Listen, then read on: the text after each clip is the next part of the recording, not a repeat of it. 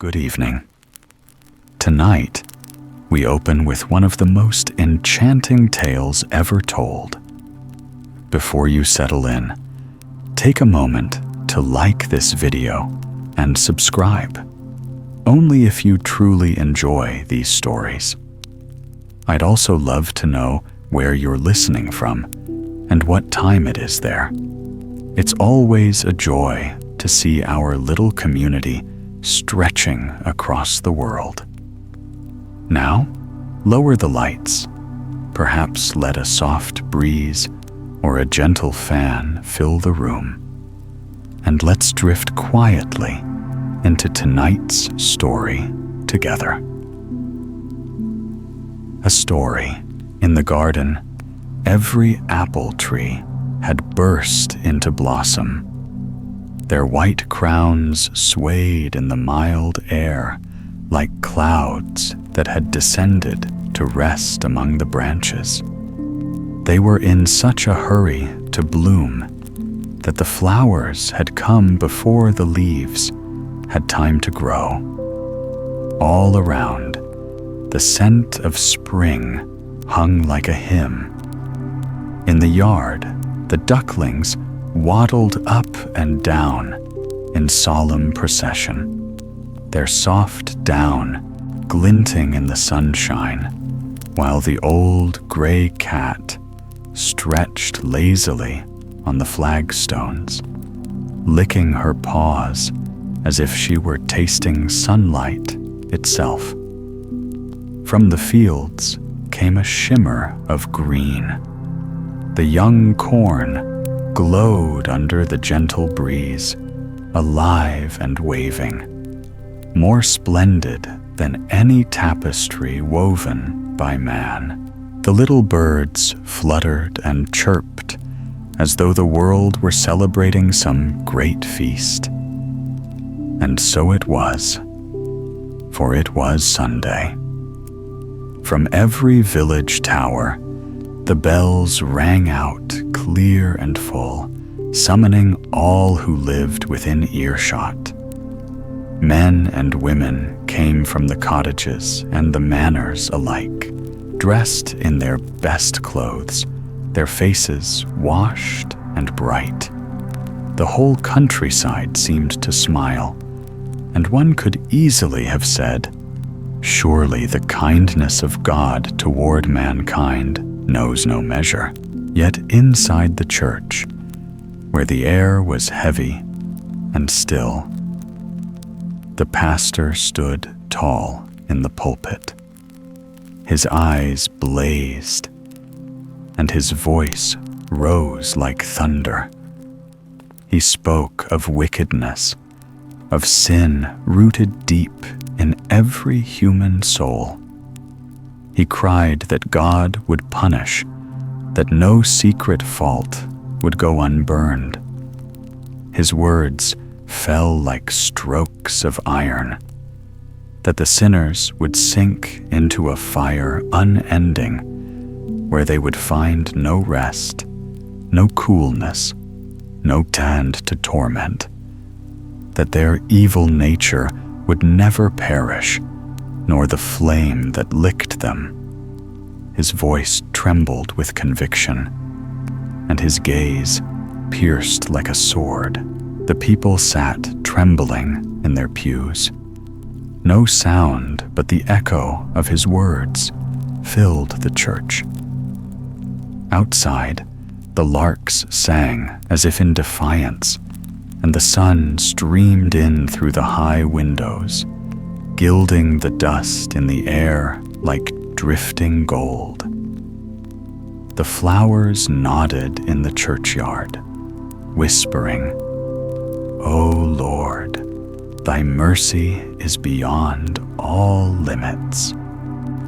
But within, all was dread and judgment, and the sermon fell like a shadow upon every heart. That evening, as the red light faded and silence gathered in the parsonage, the pastor found his wife sitting by the window, her hands still, her eyes far away. "What troubles you, dear heart?"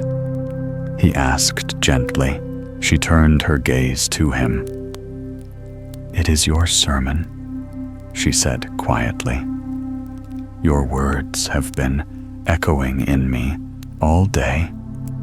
You spoke that men are wicked, and that they must burn forever.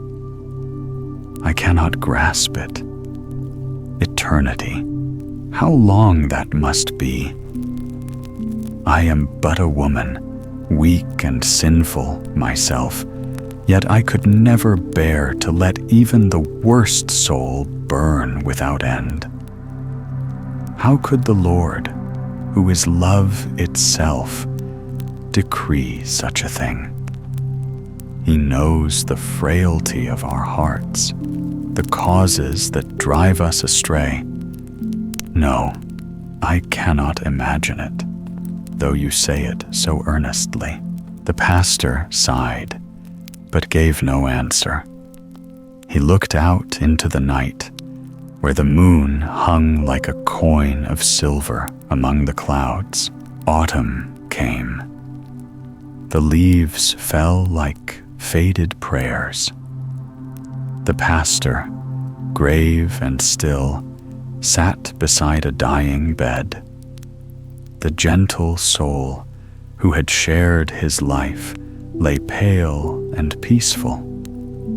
His wife, her eyes dimming, looked once more upon him with love unspoken. "If any soul shall find rest and mercy before the Lord, surely it will be yours," whispered the pastor, folding her hands and reading a psalm over her as her breath faded like a candle in the wind. When the earth closed over her, 2 great tears traced the stern man's face. The parsonage grew silent and empty. The hearth was cold, for its sun had gone down. That night, as the wind moaned about the eaves, the pastor lay wakeful in his bed. He felt the chill of loneliness, and then, suddenly, a stillness deeper than sleep fell upon him. He opened his eyes, and there, bathed in a pale light, stood a figure beside his bed. It was the shape of his wife, gentle and sorrowful. She looked at him with eyes full of both tenderness and grief. As though she longed to speak, he stretched his arms toward her. "Even you cannot find rest? You, my purest one, you, the most faithful of souls?" She bowed her head, and her hand rose to her breast, as if to say, "Yes." "And is there no way that I may help you find peace?" he asked, trembling. "There is," she said, and her voice was like a sigh from another world.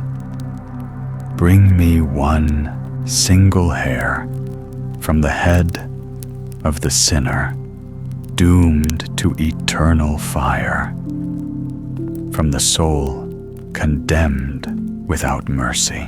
The pastor clasped his hands. "One hair only. Surely such a thing can be done." "Then come," said the Spirit. "It is granted to us. By my side, you may travel wherever thought can fly. Invisible to mortal eyes, we may enter every chamber. But we must find him before the cock crows." At once the world dissolved, and they were borne like wind over the sleeping earth, until before them rose a city ablaze with lights. Upon the walls flamed the names of the deadly sins: pride, avarice, drunkenness, lust, envy, sloth, wrath. A rainbow of fire across the night. "Yes," said the pastor, "here dwell those who are lost forever." They stood before a mansion whose gates gleamed with gold. Within sounded music and laughter. A footman in velvet and lace guarded the steps, his chin high, his glance full of scorn. "Our ball can rival the king's," he muttered, sneering at the poor who looked on from the street. "Pride," said the spirit softly. "The footman?" murmured the pastor. "He is but a fool, not one doomed to eternal fire." And from the mansion came an echoing whisper, "Only fools." For all within were fools indeed. Next, they flew into a narrow chamber where an old miser crouched. His limbs were thin as sticks. His fingers shook as he drew a loose stone from the wall and touched the gold hidden there. Coins lay in an old stocking, stitched into rags and stuffed into cracks. His eyes glittered like dying embers. "He is possessed," said the pastor, haunted by his own fear. They passed on into the prison where rows of criminals slept. One man started up, crying aloud, and struck his neighbor with his elbow. "Sleep, you mad beast," growled the other. "Every night he comes," the first muttered, shaking. "The dog I burned. I hear him howl when I close my eyes, feel his weight upon my chest. He presses, presses. I cannot breathe. Oh, let me rest." His voice rose to a scream, and he hurled himself upon his comrade. Others rushed in, bound him, and forced his head between his knees until the veins stood out purple. "Stop!" cried the pastor. "He suffers enough!" But already the vision changed. They drifted through palaces and hovels, where lust, envy, and greed played their parts. An angel of judgment stood before each soul, reading aloud their sins and their defense. The words were poor, stumbling things, yet the angel's tone was gentle, for the Lord who hears the heart knows whence evil comes, both from within and without.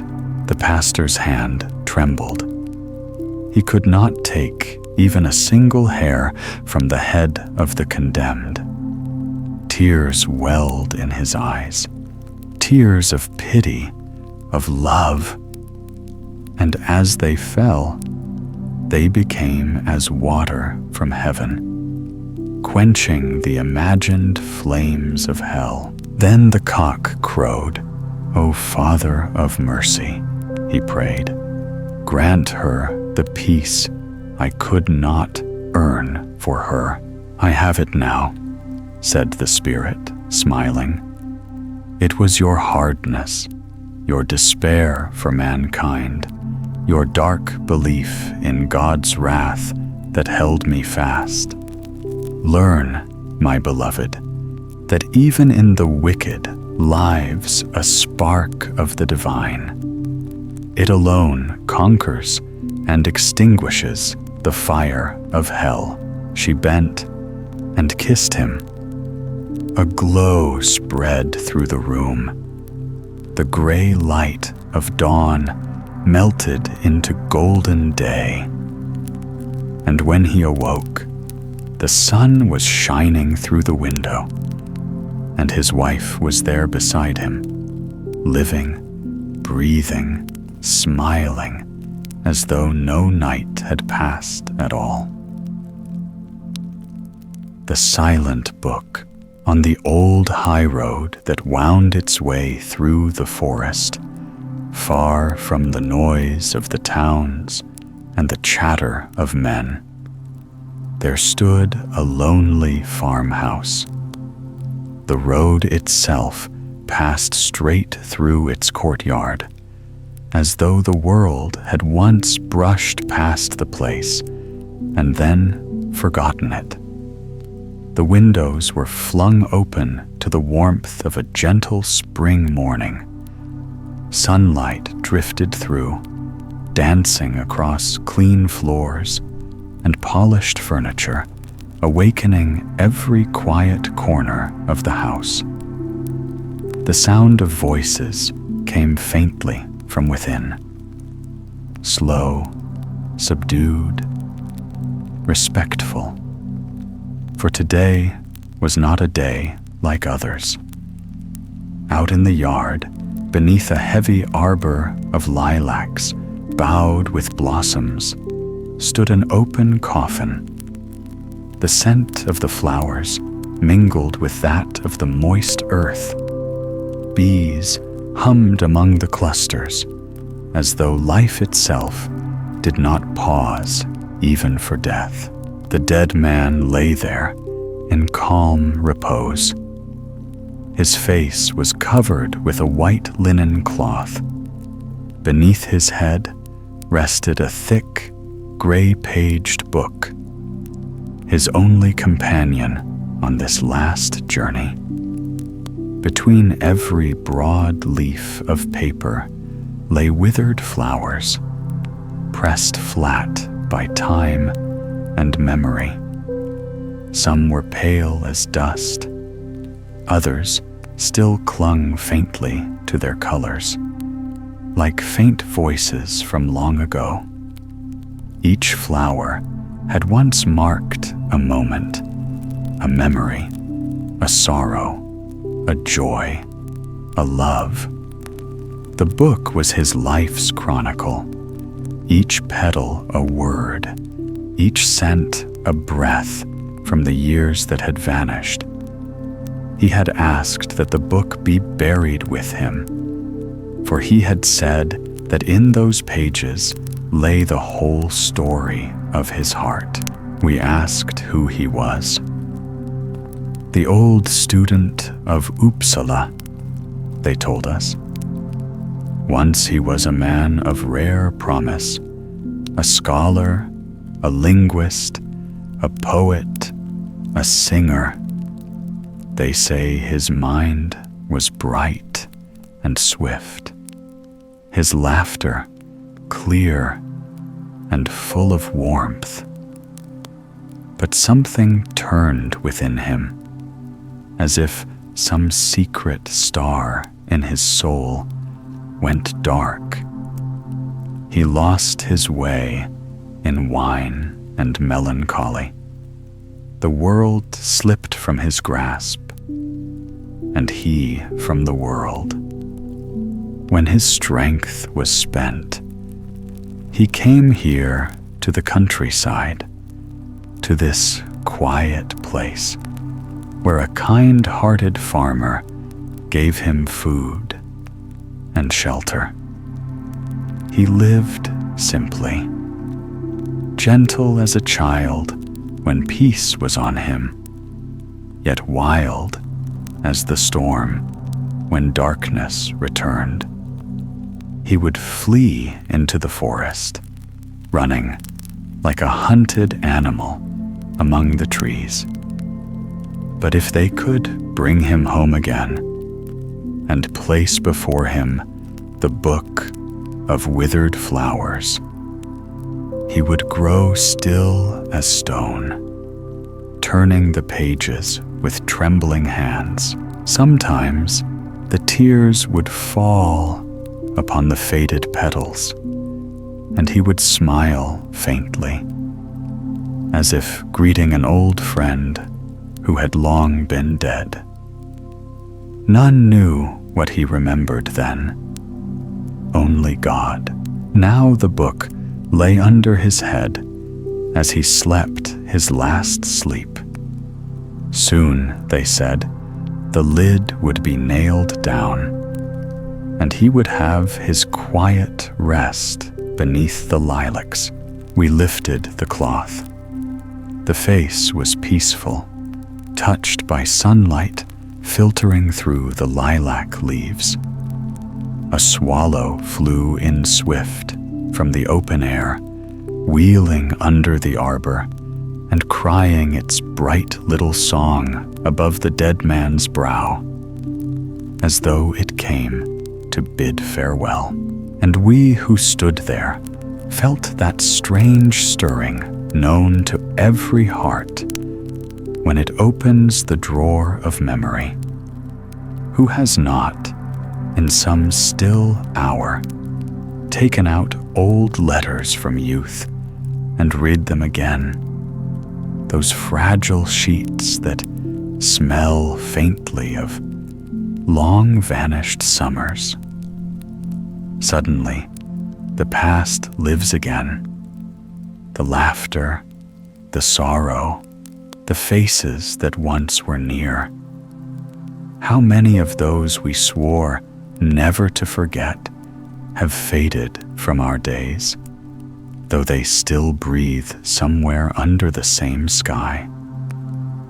Life moves forward and carries us away, while the heart leaves its tokens pressed between the pages of time, like flowers once fresh, now pale and dry, yet still whispering of what was once alive. There, in the dead man's herbarium, lay an oak leaf, brittle now, brown and veined.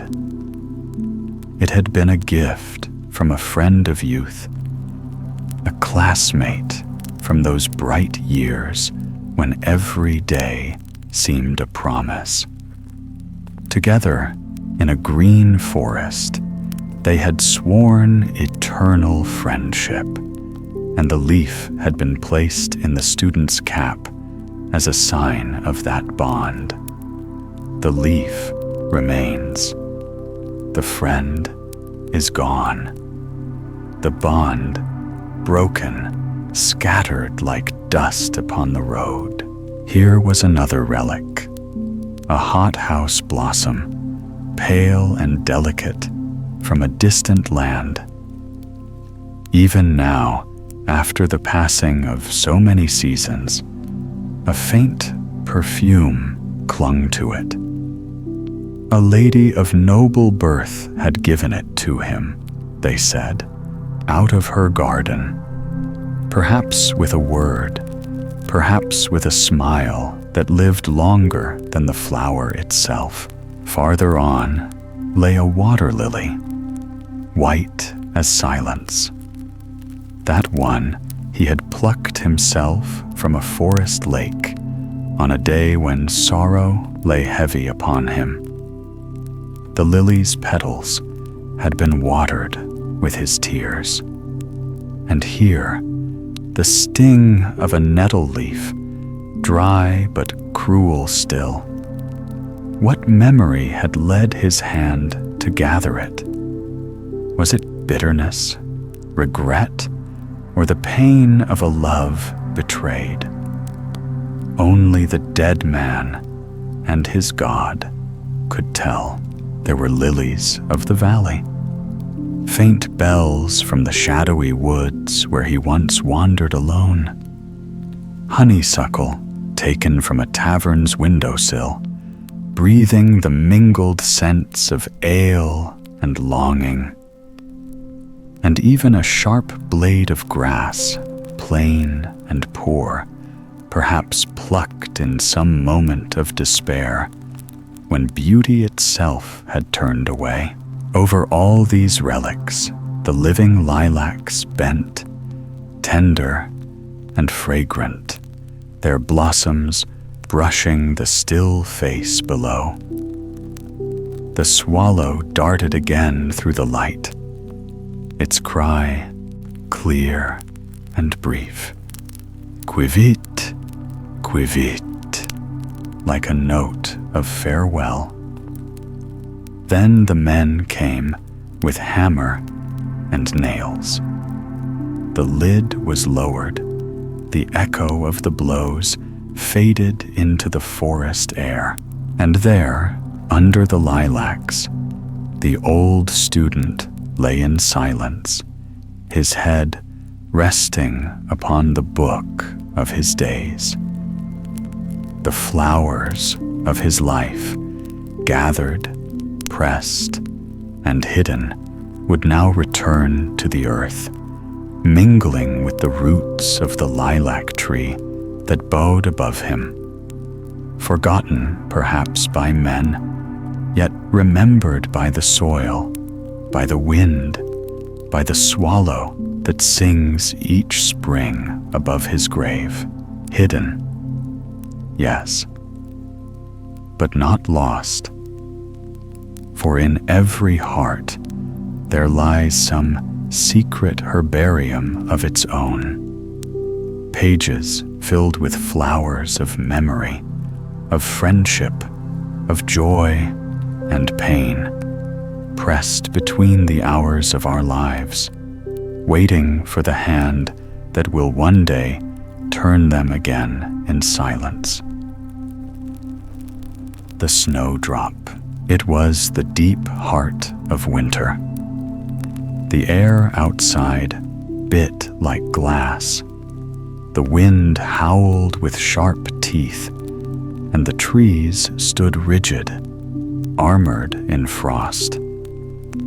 Yet behind shuttered windows and tightly closed doors, warmth breathed softly.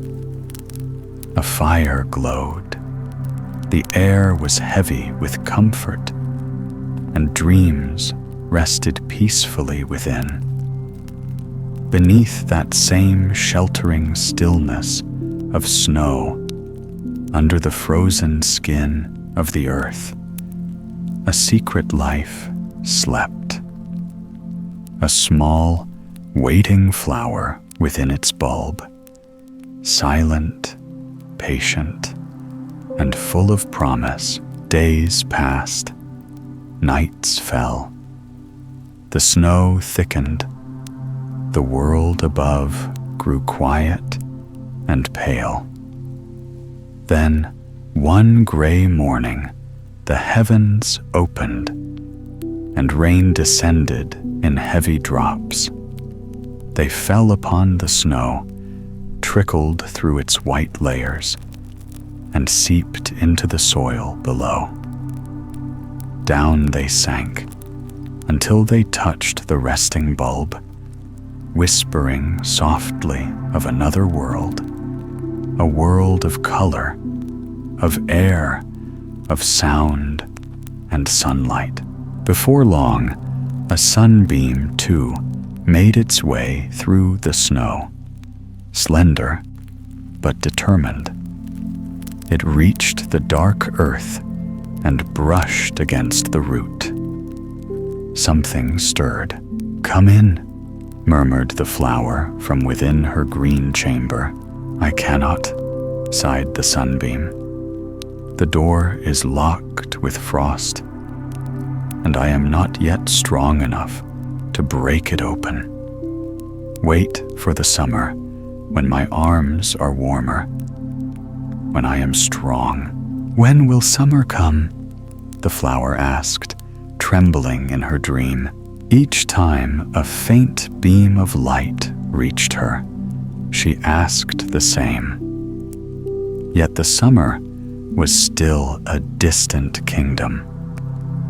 The snow clung stubbornly to the fields, and every night a fresh film of ice sealed the lakes. "What a long time it takes," she sighed.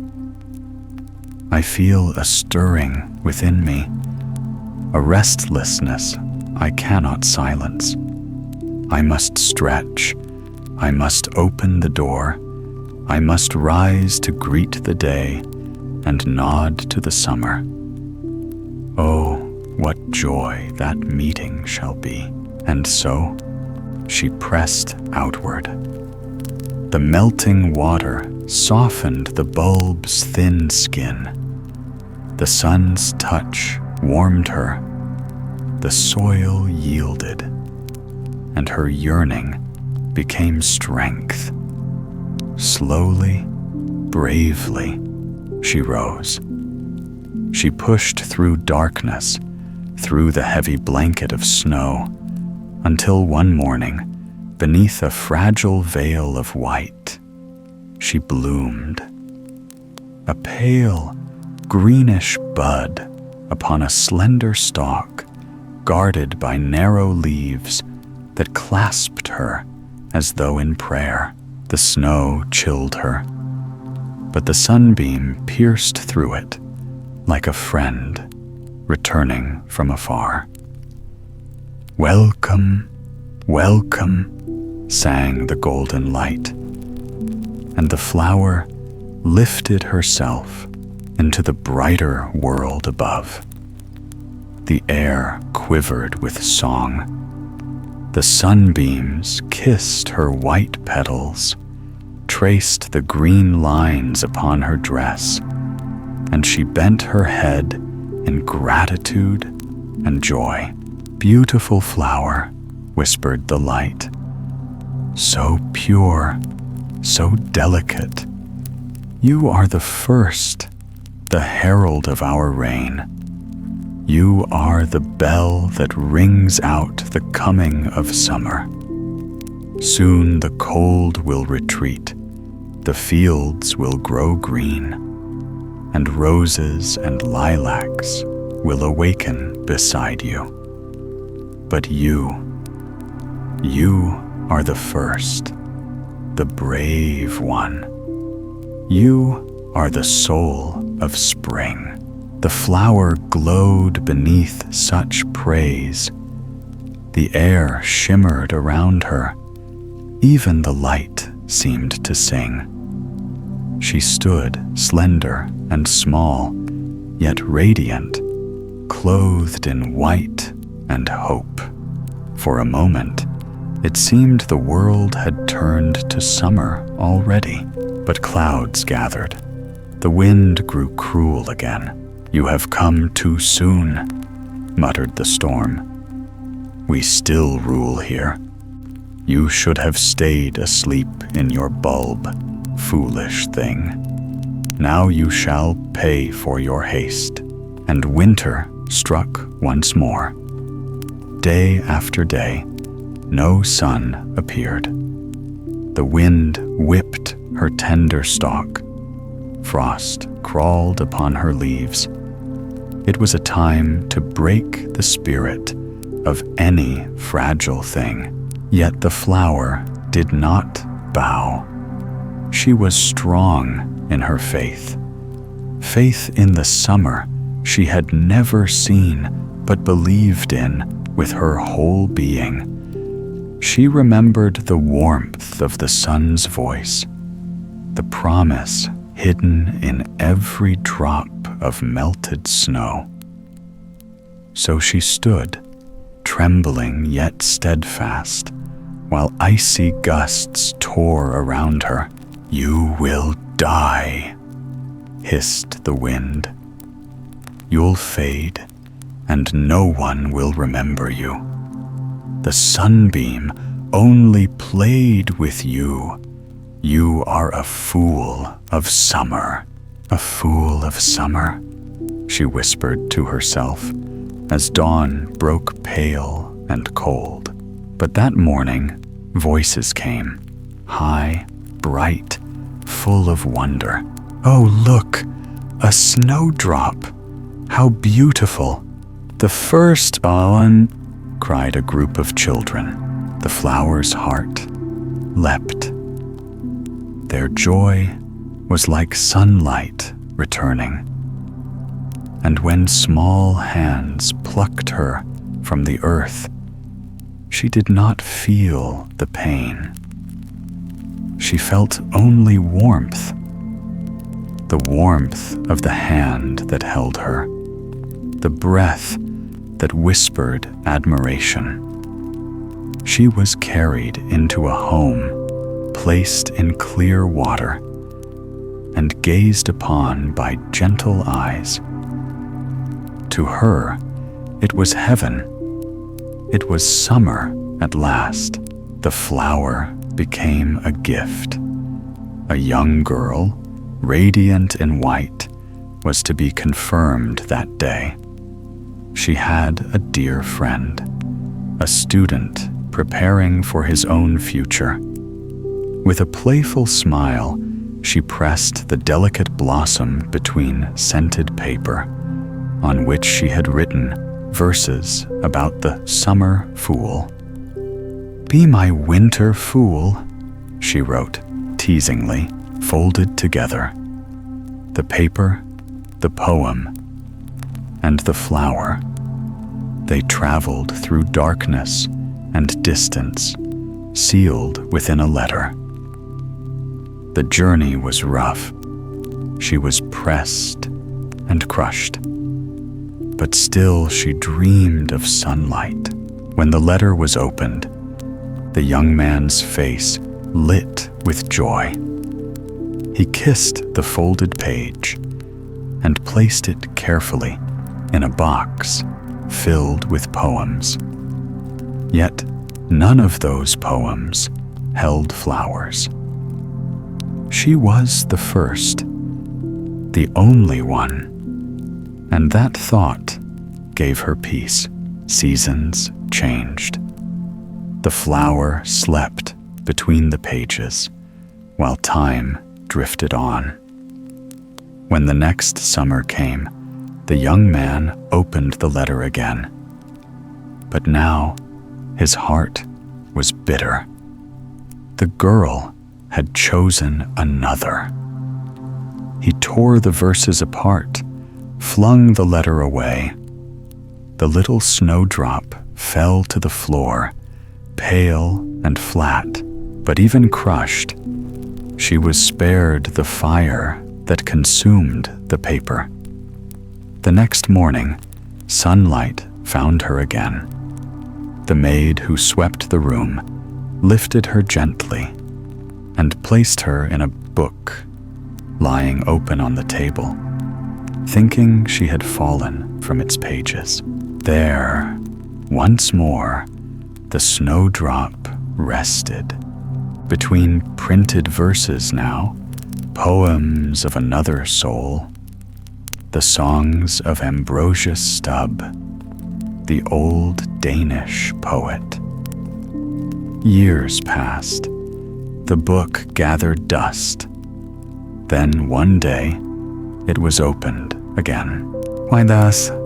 There's a flower," said the reader.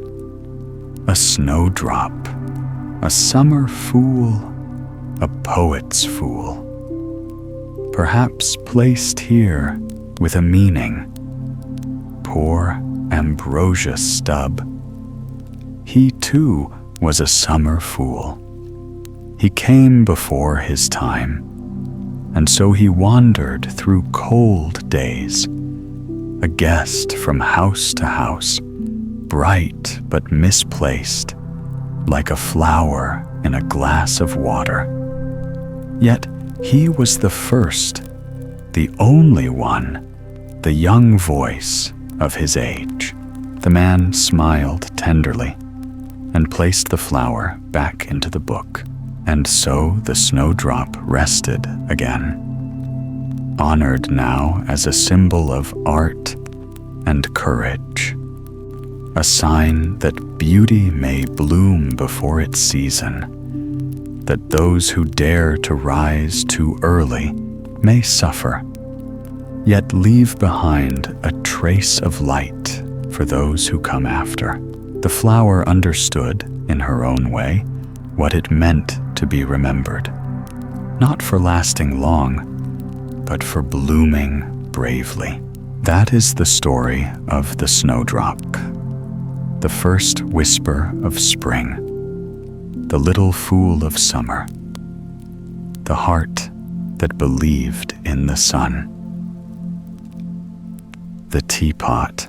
Once upon a time, there stood on a polished oak table a most elegant teapot, made of the finest porcelain, white as snow, and shining faintly in the lamplight. It was proud, very proud indeed, proud of its graceful long spout that curved like a swan's neck, proud of its strong handle that balanced the weight of hot tea so gracefully, proud, in short, of being a teapot and not a common vessel of clay. It often admired itself in the reflection of the silver tray and sighed with satisfaction. "How fine I look," it said to itself. "The cups may have handles, the sugar bowl may wear a lid, and the cream pitcher may shine with polish. But none can boast what I have, a noble spout and a grand handle, one before and one behind. That gives me character, that gives me distinction." Yet there was one thing the teapot did not speak of: its lid. The poor lid had a long crack running across it, and several small rivets held it together, showing that it had once been broken. That was not a subject for polite conversation. "We do not talk about our flaws," thought the teapot. "Other people will kindly do that for us. Indeed, the rest of the tea service, the cups, the sugar bowl, and the little cream pitcher did exactly that. They whispered about the cracked lid whenever the teapot wasn't listening, though it always somehow knew." "Ah, yes," sighed the teapot. "They talk about me because they envy me. That's always how it is with the distinguished. Still, I am humble. I acknowledge my imperfections, and that knowledge is my virtue. I may be flawed, but within me flows the blessing of tea itself. Inside me, the leaves from faraway China unfold and breathe their fragrance into the boiling water. Through my spout, I pour out warmth and comfort to the world. Surely that makes me the queen of the table." And so it lived, filled with self-contentment, loved by the lady of the house, who lifted it every afternoon with a delicate hand. But one day, that delicate hand trembled. Perhaps she was distracted, or perhaps fate wished to humble the proud. The teapot slipped from her grasp. Down it fell. There was a loud crash, and tragedy followed. The spout snapped clean off. The handle broke into two. The lid, poor lid, was shattered beyond repair. The boiling tea spilled across the carpet, and the teapot lay helpless, fainting from the shock, while the rest of the tea service rattled and tittered in thin, cruel laughter. "It's not the hand's fault," they whispered. It's the teapot's vanity. It was bound to end this way. The teapot heard them. It would never forget. Later, as it lay discarded and empty, it murmured to itself, "That moment was my fall, my great downfall. They mocked me for being broken. They called me useless, an invalid. The next day, I was taken away, handed to a poor woman who begged for food at the door. From queen of the tea table, I had become an object of pity. That is how swiftly pride turns to dust." The woman placed the teapot in her small cottage, where the wind crept through the cracks and the light was dim. There, on a shelf beside chipped plates, the teapot stood in silence. "So this is my end," it thought. "No more tea, no more compliments, no more silver trays or gentle hands." But the story did not end there. For in the stillness of that humble home, something unexpected happened. The woman, who loved flowers though she had few, filled the broken teapot with earth. To her, it was not a useless thing, but a pot ready to cradle life. She pressed into the soil a small bulb, dry, brown, and sleeping. "I don't know who placed it there," the teapot later said, "but it was as if a new soul had been given to me. They buried something in me, yes, but what they buried was a promise." Through the long days of winter, the teapot stood on the windowsill, half forgotten, watching frost bloom on the glass. Deep inside, the bulb awoke. It sent out tender roots, exploring the dark soil. Soon a green shoot pushed upward, a pulse, a heartbeat. "Something is alive in me," whispered the teapot. "I feel it. Life, growing where once there was only tea and pride."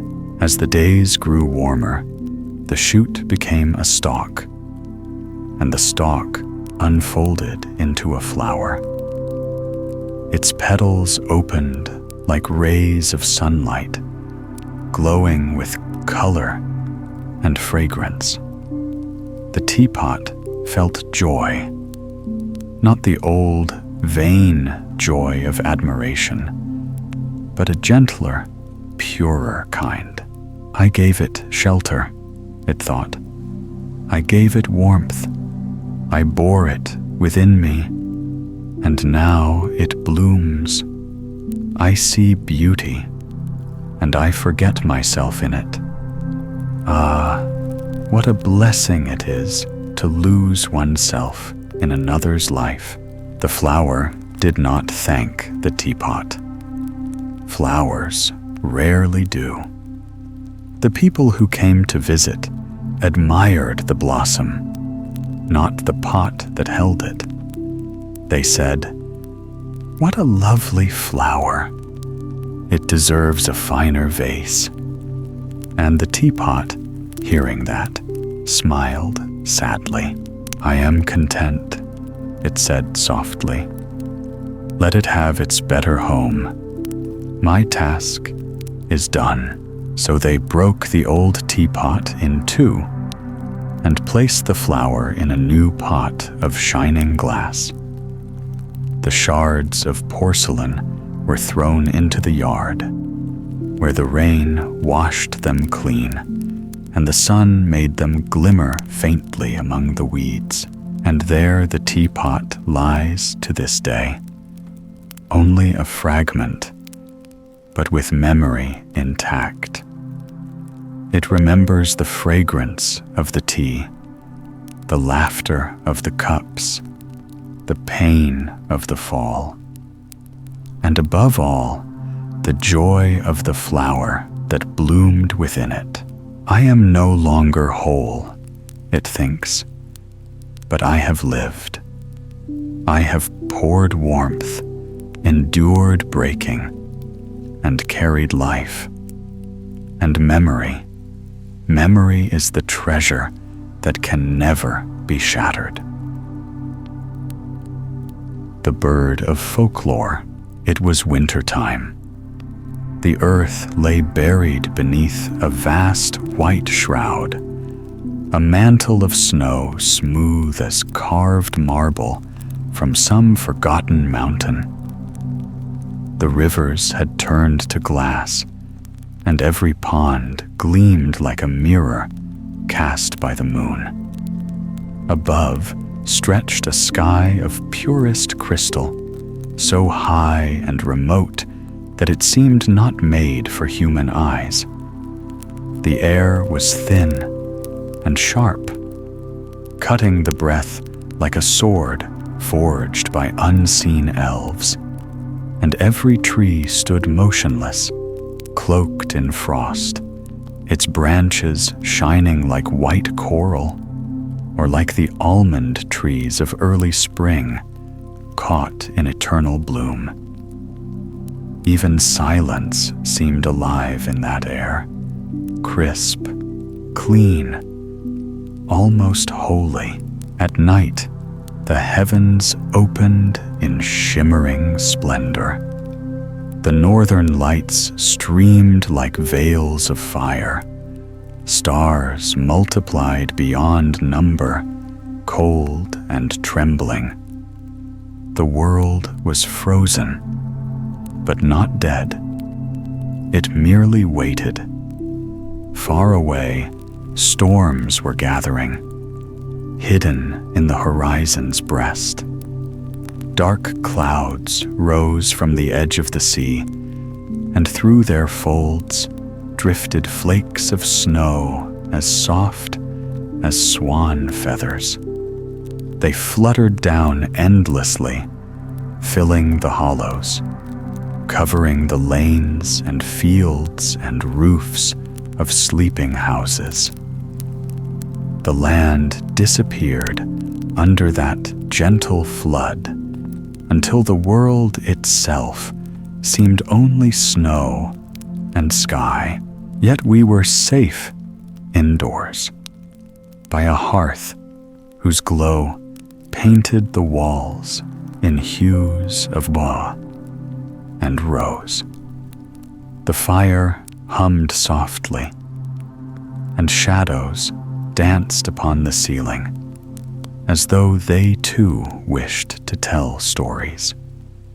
In that warm circle of light, with the storm whispering outside like a chorus of distant spirits, a voice began to speak. It told an ancient legend, a tale older than the memory of men. By the open sea, said the voice, there lay a Viking's grave. At midnight, when the moon was at her highest, the ghost of that buried king rose and sat upon the mound. The golden crown still gleamed upon his brow, though he was pale as moonlight and robed in the rust of iron and steel. His hair fluttered in the cold wind, and his eyes shone with sorrow, deeper than the ocean's heart. He bowed his head and sighed, a sound that was neither of this world nor the next. Then, out of the mists upon the sea, came a ship. Her sails were dim in the moonlight, and her men moved silently as they anchored by the shore. Among them was a skald, a poet of the old northern kind, whose harp hung at his side like a second heart. Seeing the shadow on the mound, he stepped forth and spoke. "Why do you grieve, O King of Valor? Why does your spirit wander unblessed beneath the stars?" And the dead man answered in a voice that seemed the echo of waves upon stone, "Because no song was ever sung of my deeds. They are buried as I am buried. The memory of my battles and my glory has faded like mist. No minstrel bore my name across the lands. No melody carried my spirit into the hearts of men. Therefore, I have no peace. My sword sleeps, but my soul cannot." Then he told the skald of all his victories and all his labors, of kingdoms defended, of enemies overthrown, of treasures won and lost, and of his final fall. The skald listened with reverence, for in that lament he heard the heartbeat of a forgotten age. And when the tale was done, he touched the strings of his harp. The sound rose pure and trembling, like the first song of creation. He sang of the hero's youth, of his courage, his laughter, the storm in his eyes. He sang of his manhood, his strength, his mercy, his love for his people. He sang of the twilight of his days, when all lights fade, but honor remains. As the song rose, the ghost's face brightened, as though a veil of darkness were lifted. The sorrow left his eyes, replaced by the glow of peace. His form shimmered like moonlight on the sea. He stood radiant, then vanished upward in a beam of pale glory, leaving only the green mound of turf and the runeless stone. Yet as the final chord of the harp faded, something wondrous happened. Out of the still air flew a tiny bird, so small and light, it might have been born from the very breath of the song. Its feathers gleamed with the colors of dawn. It sang with the voice of the thrush, yet deeper, richer, carrying in it the secret ache of the human heart. It was the bird of folklore, the spirit of song itself, which never dies. It rose into the night and vanished over hill and valley, its melody lingering like the echo of memory. We still hear that song, even now, here in our quiet room, while the snowstorm roams outside. The wind beats against the window panes, but within, the bird sings. It does not sing only of heroes and kings. It sings of love and longing, of faithfulness in the frozen north, of the laughter of children and the tears of widows. It weaves old proverbs into melody, and through it, the voices of the past speak again, as though runes were laid upon a dead man's tongue. In that song, we rediscover the homeland of the soul, the land of the bird of folklore. In the age of heathen warriors, when the Vikings ruled by sword and sea, Its nest lay within the bard's harp. When the world grew older, and the iron fist of knighthood ruled the earth, when might alone was justice, and the peasant was counted no higher than his dog, where then could the bird take shelter? Not in the castles of pride, nor in the markets of greed. But look, above the balcony of some lonely lady who wrote by candlelight the stories she had heard from her nurse, or within the low, green-turfed cottage where the wandering peddler shared tales beside the hearth, there it perched and sang.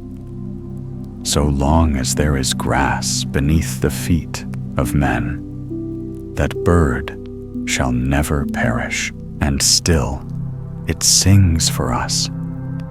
Outside, the storm howls, and the snow drives against the world. But within these walls, the bird lays runes upon our tongues, awakening memory. Old colors burn anew. Forgotten faces smile again. The room glows as though lit by Christmas candles. The evening feels holy, and the heart feels young. The storm rages. It has power. It is Lord of the hour, but not our Lord. For we have warmth. We have light. We have song. Once more, it is winter time.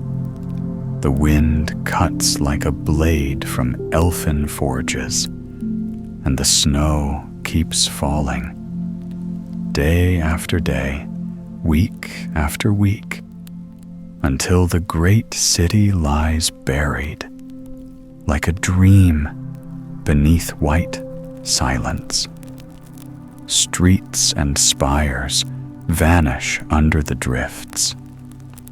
Only the golden cross atop the church tower gleams above the sea of snow, bright against the blue sky when the sun breaks through. It is the sign of faith, the promise that even beneath death-like sleep, life endures, and over the town fly the birds of heaven. They circle and cry in their many tongues. First come the sparrows, small, bustling, full of chatter. They flit through alleys and chimneys, gossiping about every crumb and corner. We know that buried town, they chirp. Every soul down there talks and worries, just as we do. Cheep, cheep, cheep. Then come the ravens and crows, dark as judgment, croaking over the whiteness below. Dig, dig, they cry. There's still something to be found there, something to fill the belly. That is what matters most. And their harsh caw echoes the thoughts of many who walk the earth. But at last, above them all, the wild swans descend, majestic, gleaming, their wings slicing the air with solemn grace. They sing of the glory that still lives within human hearts, though buried under winter's slumber. Their song swells, deep and resonant, like an organ's tone within a cathedral, like the echo of a Valkyrie's flight, like the voices of heroes calling from their mounds. The harmony rises, and the soul listens. It pierces the clouds and touches heaven. For in that moment, we hear again the Bird of Folklore. Then, as if in answer, the warm breath of God moves over the land. The snow mountain cracks, sunlight pours through, and the long dream of winter begins to waken. The rivers stir, the branches glisten with tears of thaw, and from every hidden nest comes life renewed. The year begins again, and still, through it all, the bird sings. The bird that never dies. Its melody is the memory of mankind, carried from age to age, from tongue to tongue. It sings through storm and springtime alike, until even silence becomes a song. The will-o'-the-wisps are in town, says the Moor-Woman. There was a man who once knew many stories, but they had slipped away from him. So he said, the story that used to visit him of its own accord no longer came and knocked at his door. And why did it come no longer? It is true enough that for days and years the man had not thought of it, had not expected it to come and knock.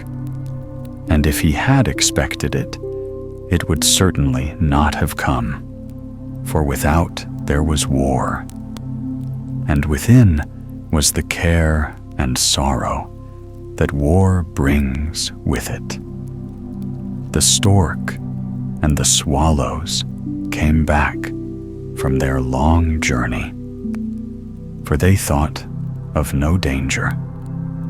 And behold, when they arrived, the nest was burnt.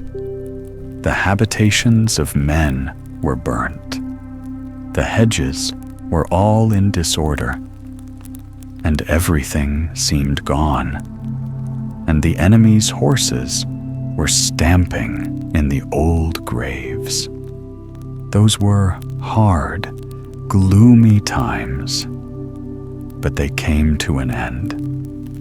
And now they were past and gone, so people said. Yet no story came and knocked at the door, or gave any tidings of its presence. I suppose it must be dead, or gone away, with many other things, said the man.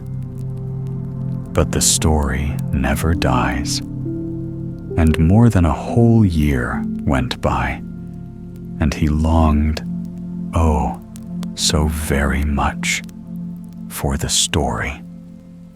I wonder if the story will ever come back again and knock. And he remembered it so well in all the various forms in which it had come to him. Sometimes young and charming, like spring itself.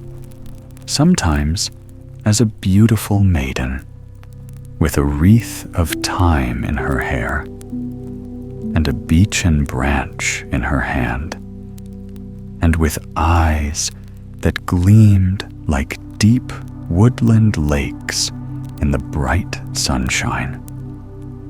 Sometimes it had come to him in the guise of a peddler, and had opened its box and let silver ribbon come fluttering out, with verses and inscriptions of old remembrances. But it was most charming of all when it came as an old grandmother, with silvery hair and such large, sensible eyes. She knew so well how to tell about the oldest times, long before the princesses spun with the golden spindles, and the dragons lay outside the castles, guarding them. She told with such an air of truth that black spots danced before the eyes of all who heard her, and the floor became black with human blood, terrible to see and to hear, and yet so entertaining, because such a long time had passed since it all happened. "Will it ever knock at my door again?" said the man, and he gazed at the door, so that black spots came before his eyes and upon the floor. He did not know if it was blood or morning crepe from the dark, heavy days. And as he sat thus, the thought came upon him whether the story might not have hidden itself, like the princess in the old tale, and he would now go in search of it. If he found it, it would beam in new splendor, lovelier than ever. Who knows? Perhaps it has hidden itself in the straw that balances on the margin of the well. Carefully, carefully. Perhaps it lies hidden in a certain flower, that flower in one of the great books on the bookshelf. And the man went and opened one of the newest books to gain information on this point. But there was no flower to be found. There, he read about Holger Danske, and the man read that the tale had been invented and put together by a monk in France, that it was a romance, translated into Danish and printed in that language, that Holger Danske had never really lived, and consequently could never come again, as we have sung, and have been so glad to believe. And William Tell was treated just like Holger Danske. These were all only myths, nothing on which we could depend, and yet it is all written in a very learned book. "Well, I shall believe what I believe," said the man. "There grows no plantain where no foot has trod." And he closed the book and put it back in its place, and went to the fresh flowers at the window. Perhaps the story might have hidden itself in the red tulips with the golden yellow edges, or in the fresh rose, or in the beaming camellia. The sunshine lay among the flowers, but no story. The flowers which had been here in the dark, troublous time had been much more beautiful, but they had been cut off, one after another, to be woven into wreaths and placed in coffins, and the flag had waved over them. Perhaps the story had been buried with the flowers, but then the flowers would have known of it, and the coffin would have heard it, and every little blade of grass that shot forth would have told of it. The story never dies. Perhaps it has been here once and has knocked, but who had eyes or ears for it in those times? People looked darkly, gloomily, and almost angrily at the sunshine of spring, at the twittering birds, and all the cheerful green. The tongue could not even bear the old merry popular songs, and they were laid in the coffin with so much that our heart held dear. The story may have knocked without obtaining a hearing. There was none to bid it welcome, and so it may have gone away. I will go forth and seek it, out in the country, out in the wood, and on the open sea beach.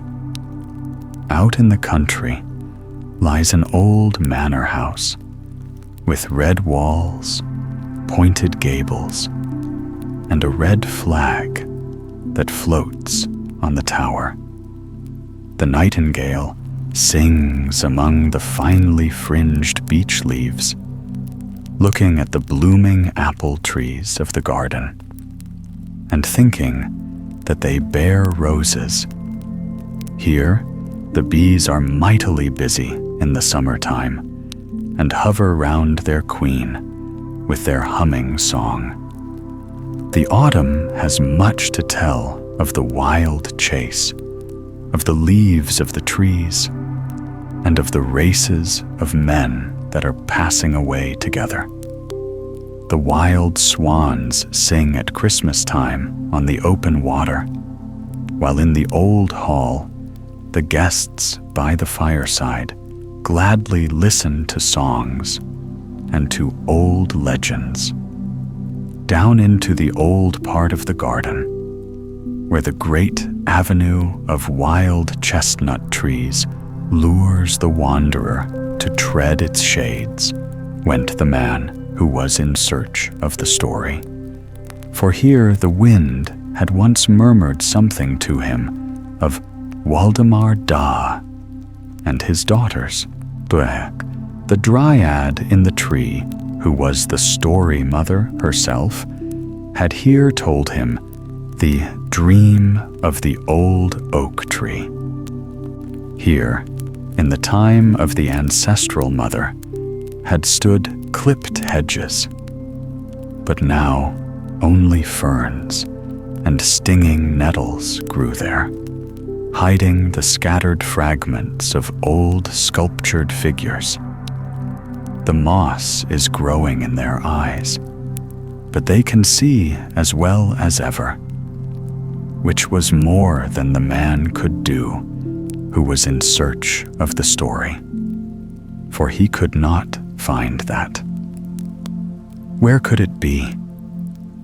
The crows flew past him by hundreds across the old trees and screamed, "Kra, da, kra, da." And he went out of the garden and over the grass plot of the yard into the alder grove. There stood a little six-sided house with a poultry yard and a duck yard. In the middle of the room sat the old woman who had the management of the whole and who knew accurately about every egg that was laid and about every chicken that could creep out of an egg. But she was not the story of which the man was in search, that she could attest with a Christian certificate of baptism and of vaccination that lay in her drawer. Without, not far from the house, is a hill covered with red thorn and broom. Here lies an old gravestone, which was brought here many years ago from the churchyard of the provincial town, a remembrance of one of the most honored counselors of the place. His wife and his 5 daughters, all with folded hands and stiff ruffs, stand round him. One could look at them so long that it had an effect upon the thoughts, and these reacted upon the stones as if they were telling of old times. At least it had been so with the man who was in search of the story. As he came nearer, he noticed a living butterfly sitting on the forehead of the sculptured counselor. The butterfly flapped its wings and flew a little bit farther, and then returned fatigued to sit upon the gravestone, as if to point out what grew there. 4-leaved shamrocks grew there. There were 7 specimens close to each other. When fortune comes, it comes in a heap. He plucked the shamrocks and put them in his pocket. Fortune is as good as red gold, but a new charming story would be better still, thought the man, but he could not find it here. And the sun went down, round and large. The meadow was covered with vapor. The Moor-Woman was at her brewing. It was evening. He stood alone in his room and looked out upon the sea, over the meadow, over moor and coast. The moon shone bright. A mist was over the meadow, making it look like a great lake. And indeed, it was once so, as the legend tells. And in the moonlight, the eye realizes these myths. Then the man thought of what he had been reading in the town, that William Tell and Holger Danske never really lived, but yet live in popular story, like the lake yonder, a living evidence for such myths. Yes, Holger Danske will return again. As he stood thus and thought, something beat quite strongly against the window. Was it a bird, a bat, or an owl? Those are not let in, even when they knock. The window flew open of itself, and an old woman looked in at the man. "What's your pleasure?" said he. "Who are you?" "You're looking in at the first-floor window. Are you standing on a ladder?" "You have a 4-leaved shamrock in your pocket," she replied. "Indeed, you have 7, and one of them is a 6-leaved one." "Who are you?" asked the man again. "The Moor-Woman," she replied. "The Moor-Woman who brews. I was at it. The bung was in the cask, but one of the little moor imps pulled it out in his mischief and flung it up into the yard, where it beat against the window. And now the beer's running out of the cask, and that won't do good to anybody." "Pray, tell me some more," said the man. "Yes, wait a little," answered the Moor-Woman. "I've something else to do just now." And she was gone. The man was going to shut the window, when the woman already stood before him again. "Now it's done," she said, "but I shall have half the beer to brew over again tomorrow, if the weather is suitable." "Well, what have you to ask me?" "I've come back, for I always keep my word, and you have 7 4-leaved shamrocks in your pocket, and one of them is a 6-leaved one. That inspires respect, for that's an order that grows beside the sandy way, but that everyone does not find. What have you to ask me? Don't stand there like a ridiculous oaf, for I must go back again, directly to my bung and my cask." And the man asked about the story and inquired if the Moor-Woman had met it in her journeyings. "By the big brewing vat," exclaimed the woman, "haven't you got stories enough? I really believe that most people have enough of them. Here are other things to take notice of, other things to examine. Even the children have gone beyond that. Give the little boy a cigar, and the little girl a new crinoline. They like that much better, to listen to stories. No, indeed, there are more important things to be done here, and other things to notice." "What do you mean by that?" asked the man. "And what do you know of the world?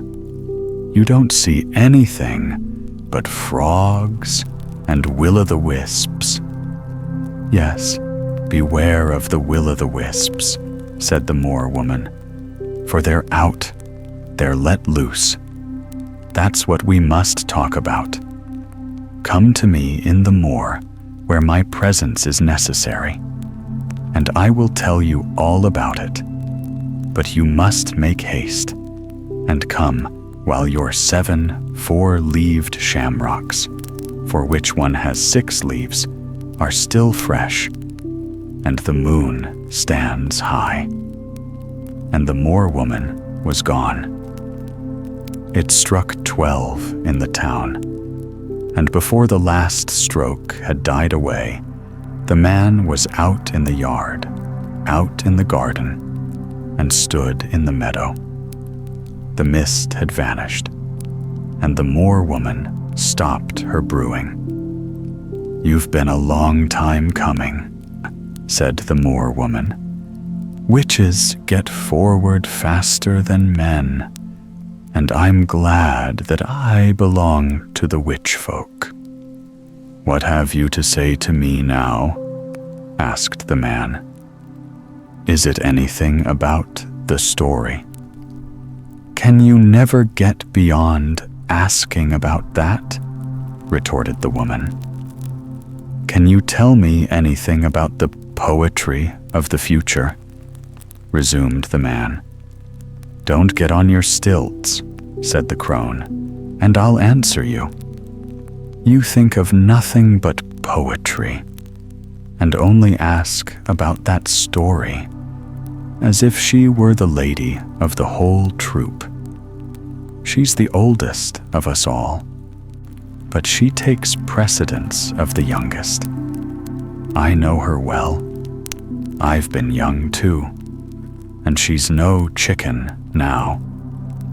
I was once quite a pretty elf maiden, and have danced in my time with the others in the moonlight, and have heard the nightingale, and have gone into the forest and met the story maiden, who was always to be found out there, running about.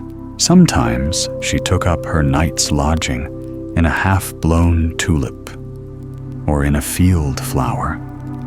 Sometimes she would slip into the church and wrap herself in the mourning crepe that hung down from the candles on the altar. You are capitally well informed, said the man. I ought at least to know as much as you, answered the Moor-Woman. Stories and poetry. Yes, they're like 2 yards of the same piece of stuff. They can go and lie down where they like, and one can brew all their prattle, and have it all the better and cheaper. You shall have it from me for nothing. I have a whole cupboard full of poetry in bottles. It makes essences, and that's the best of it, bitter and sweet herbs. I have everything that people want of poetry in bottles, so that I can put a little on my handkerchief on holidays to smell. Why, these are wonderful things that you're telling, said the man. You have poetry in bottles? More than you can require, said the woman. I suppose you know the history of the girl who trod on the loaf, so that she might not soil her shoes? That has been written, and printed too.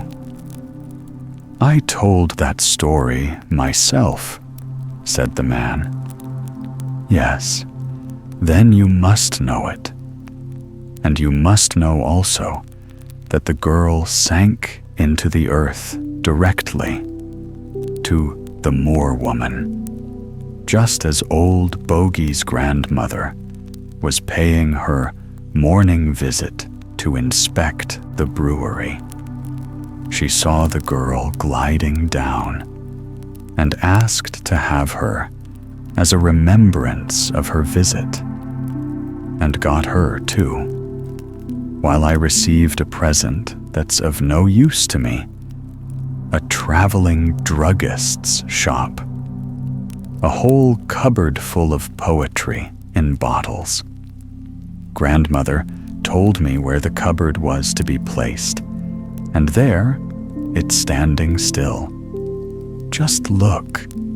You've your 7 4-leaved shamrocks in your pocket, one of which is a 6-leaved one, and so you will be able to see it. And really, in the midst of the moor lay something like a great knotted block of alder, and that was the old grandmother's cupboard. The Moor-Woman said that this was always open to her and to everyone in the land, if they only knew where the cupboard stood. It could be opened either at the front or at the back, and at every side and corner. A perfect work of art, and yet only an old alder stump in appearance. The poets of all lands, and especially those of our own country, had been arranged here. The spirit of them had been extracted, refined, criticized, and renovated, and then stored up in bottles, with what may be called great aptitude. If it was not genius, the grandmother had taken, as it were, the flavor of this and of that poet, and had added a little devilry, and then corked up the bottles for use during all future times. Pray, let me see, said the man. Yes, but there are more important things to hear, replied the Moor-Woman. But now we are at the cupboard, said the man, and he looked in. Here are bottles of all sizes. What is in this one? And what in that one yonder? Here is what they call May balm, replied the woman. I have not tried it myself, but I have not yet told you the more important thing you were to hear. The will-o'-the-wisps in the town. That's of much more consequence than poetry and stories. I ought indeed to hold my tongue, but there must be a necessity, a fate, a something that sticks in my throat, and that wants to come out. Take care, you mortals.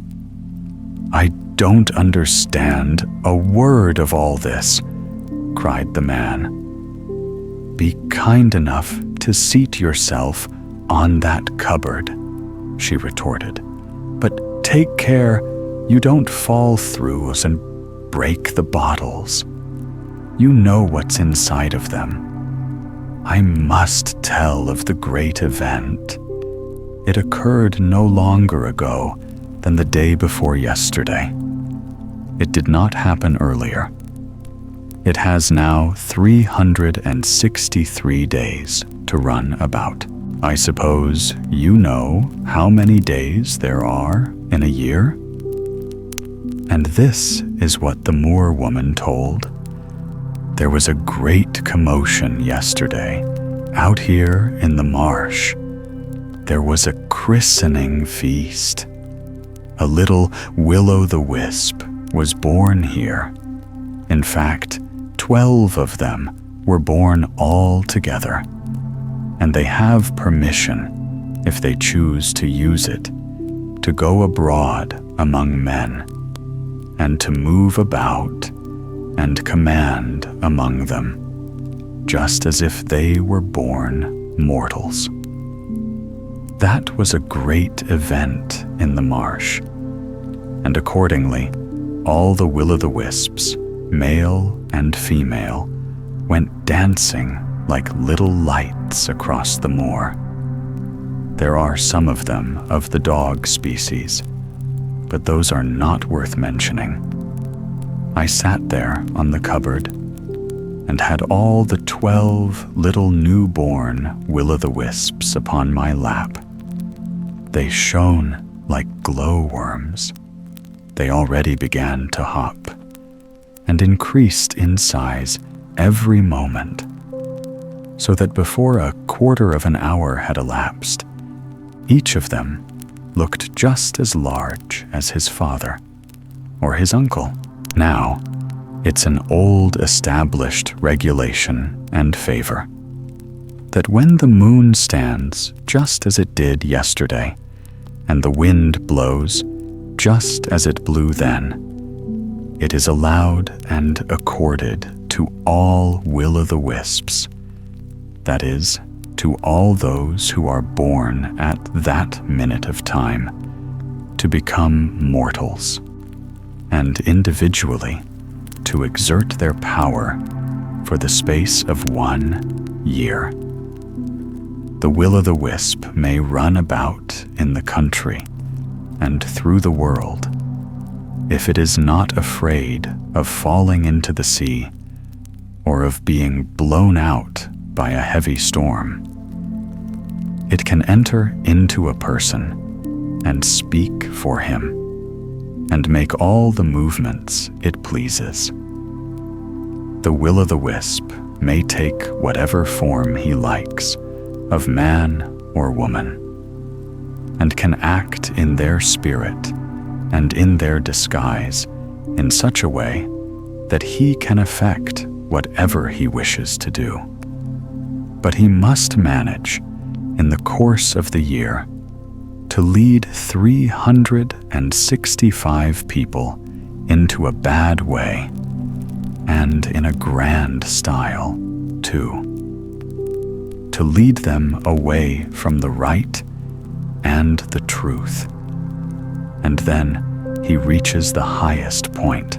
Such a will-o'-the-wisp can attain to the honor of being a runner before the devil's state coach. And then he'll wear clothes of fiery yellow and breathe forth flames out of his throat. That's enough to make a simple will-o'-the-wisp smack his lips. But there's some danger in this, and a great deal of work for a will-o'-the-wisp who aspires to play so distinguished a part. If the eyes of the man are opened to what he is, and if the man can then blow him away, it's all over with him, and he must come back into the marsh. Or if, before the year is up, the will-o'-the-wisp is seized with a longing to see his family, and so returns to it and gives the matter up, it is over with him likewise, and he can no longer burn clear, and soon becomes extinguished, and cannot be lit up again. And when the year has elapsed, and he has not led 365 people away from the truth, and from all that is grand and noble, he is condemned to be imprisoned in decayed wood, and to lie glimmering there without being able to move. And that's the most terrible punishment that can be inflicted on a lively will-o'-the-wisp. Now, all this I know, and all this I told to the 12 little will-o'-the-wisps whom I had on my lap, and who seemed quite crazy with joy. I told them that the safest and most convenient course was to give up the honor and do nothing at all. But the little flames would not agree to this, and already fancied themselves clad in fiery yellow clothes, breathing flames from their throats. "Stay with us," said some of the older ones. "Carry on your sport with mortals," said the others. "The mortals are drying up our meadows. They've taken to draining. What will our successors do? We want to flame. We will flame, flame," cried the newborn will-o'-the-wisps. And thus the affair was settled. And now a ball was given, a minute long. It could not well be shorter.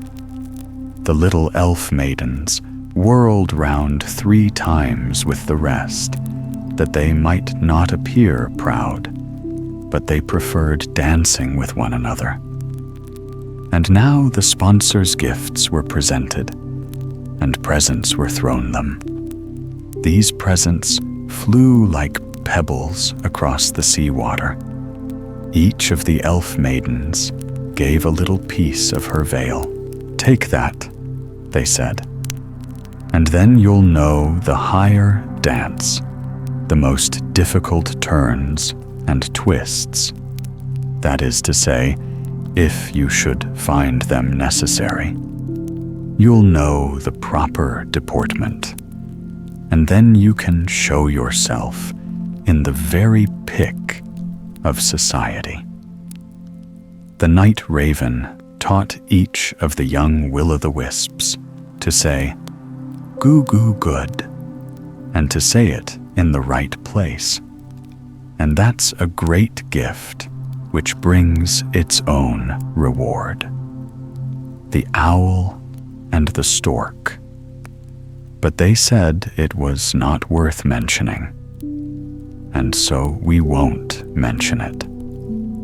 King Waldemar's wild chase was just then rushing over the moor, and when the great lords heard of the festivities that were going on, they sent a couple of handsome dogs, which hunt on the spoor of the wind, as a present, and these might carry 2 or 3 of the will-o'-the-wisps. A couple of old alpas, spirits who occupy themselves with alp pressing, were also at the feast, and from these the young will-o'-the-wisps learned the art of slipping through every keyhole, as if the door stood open before them.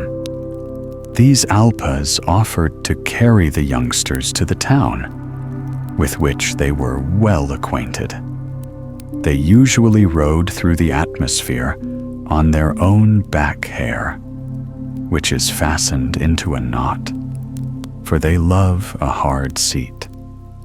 But now they sat sideways on the wild hunting dogs, took the young will-o'-the-wisps in their laps, who wanted to go into the town to mislead and entice mortals, and whisk, away they were. Now, this is what happened last night. Today, The Will-o'-the-Wisps are in the town and have taken the matter in hand. But where and how? Ah, can you tell me that? Still, I've a lightning conductor in my great toe, and that will always tell me something. Why, this is a complete story, exclaimed the man. Yes, but it is only the beginning, replied the woman. Can you tell me how the will-o'-the-wisps deport themselves, and how they behave, and in what shapes they have aforetime appeared and led people into crooked paths? I believe, replied the man, that one could tell quite a romance about the will-o'-the-wisps in 12 parts, or better still, one might make quite a popular play of them. You might write that, said the woman, but it's best let alone. Yes, that's better and more agreeable, the man replied, for then we shall escape from the newspapers and not be tied up by them, which is just as uncomfortable as for a will-o'-the-wisp to lie in decaying wood, to have to gleam, and not to be able to stir. I don't care about it either way, cried the woman. Let the rest write, those who can and those who cannot likewise.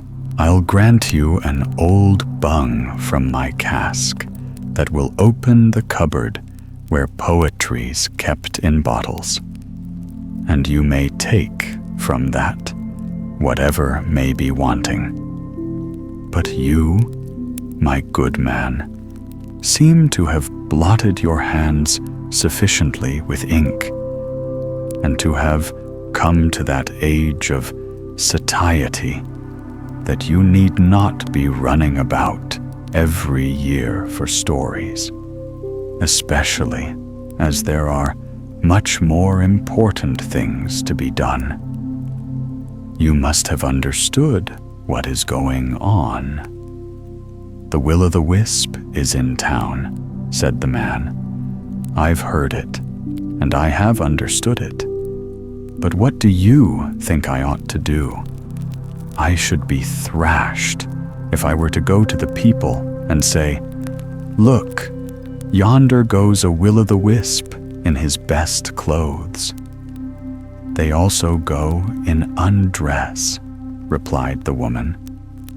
The will-o'-the-wisp can assume all kinds of forms and appear in every place.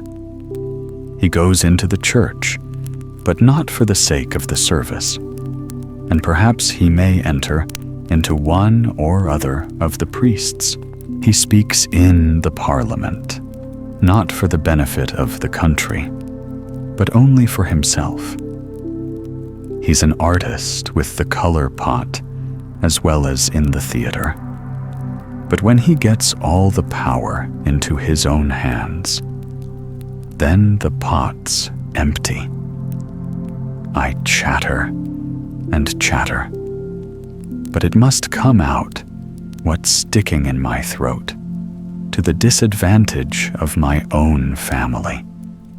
But I must now be the woman that will save a good many people. It is not done with my goodwill, or for the sake of a medal. I do the most insane things I possibly can, and then I tell a poet about it, and thus the whole town gets to know of it directly. The town will not take that to heart, observed the man. That will not disturb a single person, for they will all think I'm only telling them a story if I say, the will-o'-the-wisp is in the town, says the Moor-Woman. Take care of yourselves. The Windmill, upon the crest of a green, wind-swept hill, stood a windmill, proud to behold, and prouder still within itself.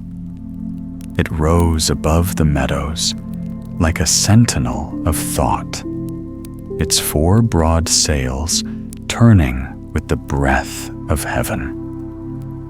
Yet though it looked proud, it declared that it was not. "I am not proud," said the mill, "only enlightened, enlightened within and without. The sun and the moon are my companions by day and by night, and they pour their golden and silver wisdom upon me. And when the clouds veil their light, I still have my own. Stearine candles, train oil lamps, and humble tallow tapers.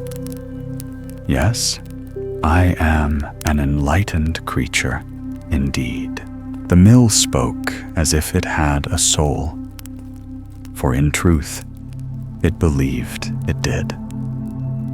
It fancied itself a philosopher of the hill, a thinker whose arms, the great wings, caught the unseen wind of reason itself. "I am a thinking being," it continued. "My frame is fashioned with such intelligence that even the storms find music in my turning. Within my breast there is a great windpipe, and through it I breathe, hum, and sing. Upon my head, beneath my cap of shingles, sprout 4 grand wings, my instruments of labor and of grace. Birds possess only 2, and must bear them upon their backs. I, being born of Dutch soil, am nobler, a true Flying Dutchman. Men say that those who bear that name are spirits, but I am natural and good, though I stand here like one bewitched." The mill delighted in its own reasoning. Around its middle ran a gallery like a belt of contemplation, and beneath that its chambers opened, the rooms where its thoughts dwelled. And chief among those thoughts were 2 that ruled all others. "The strongest of my thoughts," it mused, "is the man in the mill. He governs the meal and the bran, rules with purpose, and never lets the wind of folly blow through my gears. He is called by others the miller, but he is not alone. He has his companion, his heart, his balance, Mother, the gentle mistress of the place. She is my soul of calm and order. Where he strikes with decision, she soothes with tenderness. She is soft as a zephyr, and yet strong as a gale. She begins all things wisely, and she ends them as she chooses. She is my mild temper, and he my firm one, 2 halves of one whole. They call each other my half, and together they make me complete." These 2 had their children too, small, lively thoughts that ran through every beam and gear. "The little ones," said the mill, "keep everything in order. They laugh, they learn, they grow. Once, in my wisdom, I allowed the father and the boys to look into my throat and chest, to see what ailed me. For it is good to know oneself. But the youngest climbed right into my hat and shouted so loudly that it tickled me. Yes, my little thoughts grow and chatter, and they make my timbers glad. The mill fell silent for a while, watching its own shadow move across the meadow. Then it spoke again, more softly. I have come to understand that thoughts do not live in me alone. Even the wingless houses in the valley, whose throats make no sound, have thoughts too. They send their musings up to me, and my own thoughts go down to meet them. They court and mingle, as it is called, love between houses, between beings. It is a strange and beautiful thing. It paused, as though something deeper stirred in its cogs. Yes, something has changed in me, it murmured. Something new in the millwork, an inward turning, as if my hard half, the father, has softened, and his companion, the mother, has grown still gentler. Time has refined them both. What was bitter has turned to sweetness. What was harsh has become harmony. It is as though my whole being has grown more patient, more tender, and the days passed. The mill counted them by the revolutions of its sails, the rhythm of work, of light and dark, of wind and stillness. The days come nearer, it said, nearer to clearness, nearer to joy. And yet, one day, all this will end.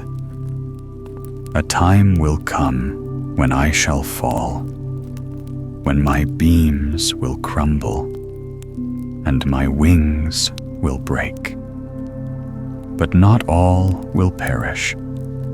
I shall be taken down only to rise again. I shall die, and yet I shall live, to become a different being, and yet remain myself. That is a mystery even I, enlightened as I am, cannot wholly grasp. My old timbers will return to dust, my bricks to ashes. But out of that dust, something will be built anew. The wind sighed across the hill, as if echoing the mill's prophecy. I hope, it said, that my old thoughts will remain. The father, the mother, and the children. They are my company of thoughts, and without them, I should be empty. And I must still be myself, with my throat in my chest, my wings on my head, and the gallery round my middle. Else, how should the world know me? How should anyone say, "There stands the mill on the hill, proud to look at," and yet not proud at all? That was what the mill said. In truth, it said much more, for mills that think are never silent. But these were its clearest words, the ones worth remembering. Then came the day that ended all its talking. The wind rose like a song that turned to a scream. A spark leapt from the hearth below, or perhaps from the lightning that kissed its cap. And in an instant, the mill was aflame. The fire danced up its sides, licking the beams, biting at the planks, roaring through its throat. The sails turned once more, wildly, desperately, as if trying to fan away the fire. Then they stilled. The proud mill on the hill fell, beam by beam, into its own ashes. The smoke drifted like a final thought over the blackened ground, and the wind carried it away. Yet something, some essence, remained. Whatever had lived within the mill, whatever wisdom it had gathered, did not perish with its form. But that, as the storyteller said, is beyond the tale. The miller's family, still one soul in many shapes, built another mill upon the same hill. It was fairer than the old, fitted with stronger wheels and finer sails. It worked better, more in tune with the new age. People passing by said, "Look, there's the old mill again, proud as ever upon the hill." And indeed, it looked the same, but the beams of the former mill lay rotted and spongy beneath the earth. Dust mingled with dust. The body of the old one did not rise as they had once believed. They had taken its prophecy literally. And not all things, you see, are meant to be taken so. In the children's room, the house was unusually quiet that evening. Outside, carriages rolled toward the great theater in the town square, their lamps glowing through the mist. Inside, the living room flickered with the soft light of a single candle. Father and mother, along with all the older children, had gone to see the play. Only little Anna remained, sitting by the window with her grandfather. The old man's spectacles glimmered in the candlelight, and his pipe sent thin curls of smoke upward, weaving shapes in the still air. "Now, my dear," he said suddenly, with that spark in his eye that always meant something wonderful was about to happen. "Why should we be left out of the evening's amusement? We shall have a play of our own." Anna looked around, her eyes wide. "A play? But Grandpapa, we don't have a theater. And we don't have any actors either. My old doll's head is cracked, and my new one mustn't act because she'll spoil her pretty dress." Grandfather laughed, his beard trembling. "My clever child, you can always find actors if you use what you have. A wise director never complains of his stage. Come now, let us build our theater." He began rearranging the objects on the table with solemn importance. "See here," he said, setting up a large book. "This shall be one side of the stage. Another book here, and another. There! Aha! The wings are ready. Now for the backdrop. That old box will serve. We'll turn it around so the bottom faces us. The stage represents a parlor, I think. A fine one, with just enough mystery for drama." Anna clapped her hands. "Oh, Grandpapa, it really looks like a room." "Of course it does," said he, pleased. "Now, let's find our actors. Let's open your toy drawer. There must be a crowd waiting for their debut. Remember, first we choose our characters, and then the story will come to life by itself. That is the secret of all theater." He rummaged through the drawer with great ceremony. Here we have a pipe head, noble and thoughtful. He shall be the father.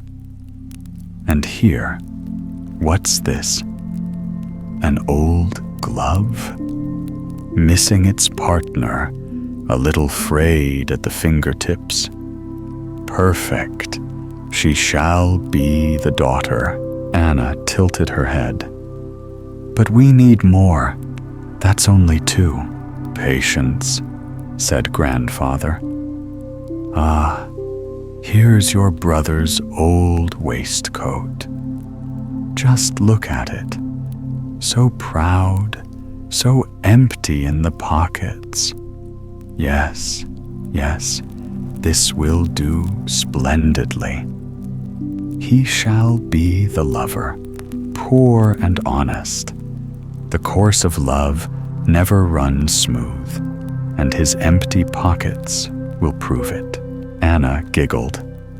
"And what about this boot?" Grandfather's eyes twinkled. "Aha! A rival suitor, of course. Look, he even has spurs, pots, blitz, mazurka. He struts like a colonel and creaks like an old soldier. The lady will not love him, but he will stomp and clank until the furniture shakes." Now the cast was ready. Father Pipehead, Miss Glove, Mr. Waistcoat, and Mr. Boot. "What kind of play shall we have, my dear? A tragedy? Or perhaps a domestic drama?" "A domestic drama!" cried Anna. "That's what Mama likes." "Excellent choice," said Grandfather. "Now I shall shake my imaginary bag, Kukulrum, and a brand new story shall fall out. Behold, a world premiere." He pretended to open a newspaper and began to read with great dignity. The Pipehead and the Good Head. A family drama in 1 act. Characters: Mr. Pipehead, the father; Miss Glove, the daughter; Mr. Waistcoat, the lover; Mr. Boot, the unwelcome suitor. "Now then," said Grandfather, "the curtain rises. But we have no curtain, so it rises by being absent.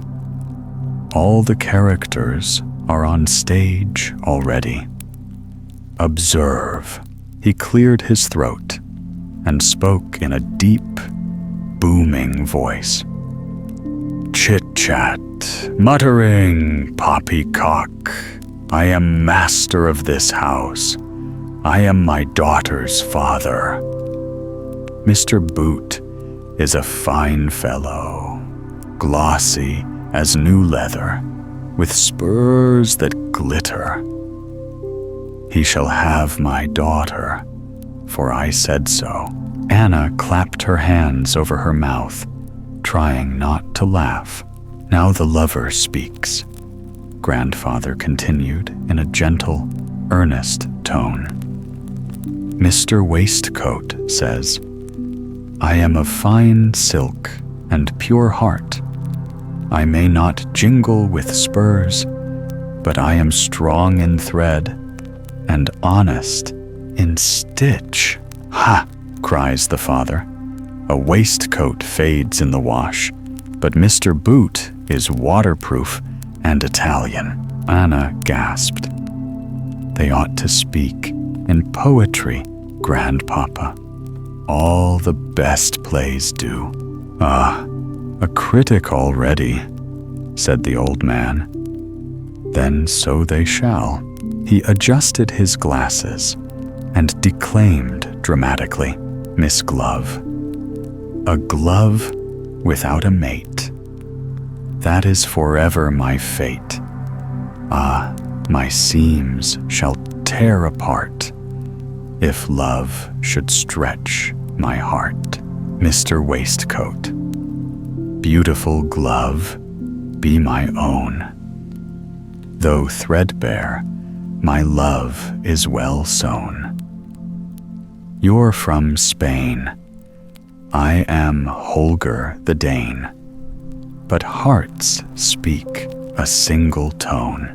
At this, Mr. Boot kicked the table leg, clattered his spurs, and knocked over 2 of the books. Ah, a scene of jealousy, said Grandfather, half laughing. But hush, my child, the best audience is the quiet one. Then came the aria, Miss Glove, singing. I have no voice, I can only crow, yet my heart says more than I can show. Caw, caw, upon the balcony high, I'll love till threads and stitches die. Now, whispered Grandfather, comes the grand twist. Mr. Waistcoat unbuttons himself dramatically. He made a rustling sound with his sleeve. You, sir, are a pipehead, but I am a good head. Behold my cunning. Zip, and away you go, he cried, pretending to snatch the pipe head and stuff it into his pocket. Anna shrieked with laughter. Now listen, said Grandfather. The lover speaks again. Aha! You are in my pocket now, dear sir. You will never escape unless you give your blessing for me to marry your daughter. Then the father sighs. I'm dizzy. My smoke is gone. Let me out, and you shall have her hand. Is it over now? Asked Anna. Not quite, said Grandfather solemnly. Mr. Boot, the rival, has fainted from heartbreak. See, he lies there like a fallen knight. The lovers kneel before the father. One says, Father, and the other, Mr. Pipehead, do as you ought. Bless your son and daughter. And he blesses them. Then all the furniture sings in chorus. Listen, chorus of chairs and tables. Clink and clank, 1,000 thanks. Now peace and love are here. Our play is done, our tea begun. The evening ends in cheer. And now, said Grandfather, bowing deeply, we may applaud. They clapped together, laughing and breathless. Grandfather gathered the actors in his palms for their curtain call. The pipehead, the glove, the waistcoat, and the boot, all dignified performers now. Wasn't that fine? Said Anna. Finer than any real theater, said Grandfather. For ours was free, short, and filled with love, and it passed the time most pleasantly before tea. Golden Treasure, the drummer's wife, went to church and saw the new altar with painted pictures and carved angels. The angels were very beautiful, both those painted on cloth, in all their colors and glory, and those carved in wood, painted and gilded. Their hair shone like gold and sunshine and was beautiful to look at. But God's sunshine was still more beautiful. It glowed bright and red between the dark trees as the sun was setting. And as the woman gazed on the descending sun, her innermost thoughts were about the little child the stork was bringing her. She was radiantly happy as she gazed, and she wished most fervently that her child might be as bright as a sunbeam, or at least look like one of the shining angels on the altarpiece. And when she actually lifted up her child in her arms to show her husband, it seemed to her that the infant really did resemble one of the angels in the church. At least, it had golden hair that had caught the reflection of that setting sun. My golden treasure, my wealth, my sunshine, said the mother as she kissed the bright locks. And this sounded like music and song in the drummer's home. There was joy and lots of life and celebrating. The drummer beat a whirlwind on his drum, a whirlwind of happiness. The drum, the fire drum, shouted, "Red hair. The young one has red hair. Listen, believe the drum and not the mother. Dr. Rum-a-lum, Dr. Rum-a-lum." And all the town agreed with what the fire drum said. The boy was taken to church and was christened. There was nothing unusual about the name given him. He was called Peter. Everybody in town called him Peter, the drummer's red-haired boy. But his mother kissed that red hair and called him Golden Treasure. In the clay embankment along the hollow road, many people had scratched their names to be remembered. "Fame," said the drummer. "That's always important." So he too scratched his name there and that of his little son. And in the spring, the swallows came.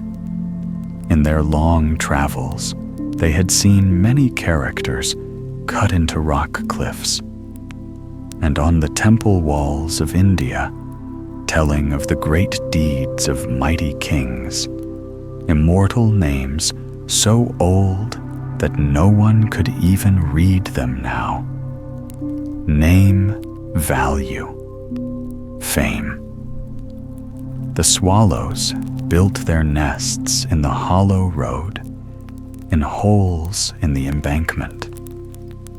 Rain crumbled it and washed away all the names, the drummer's and his little son's.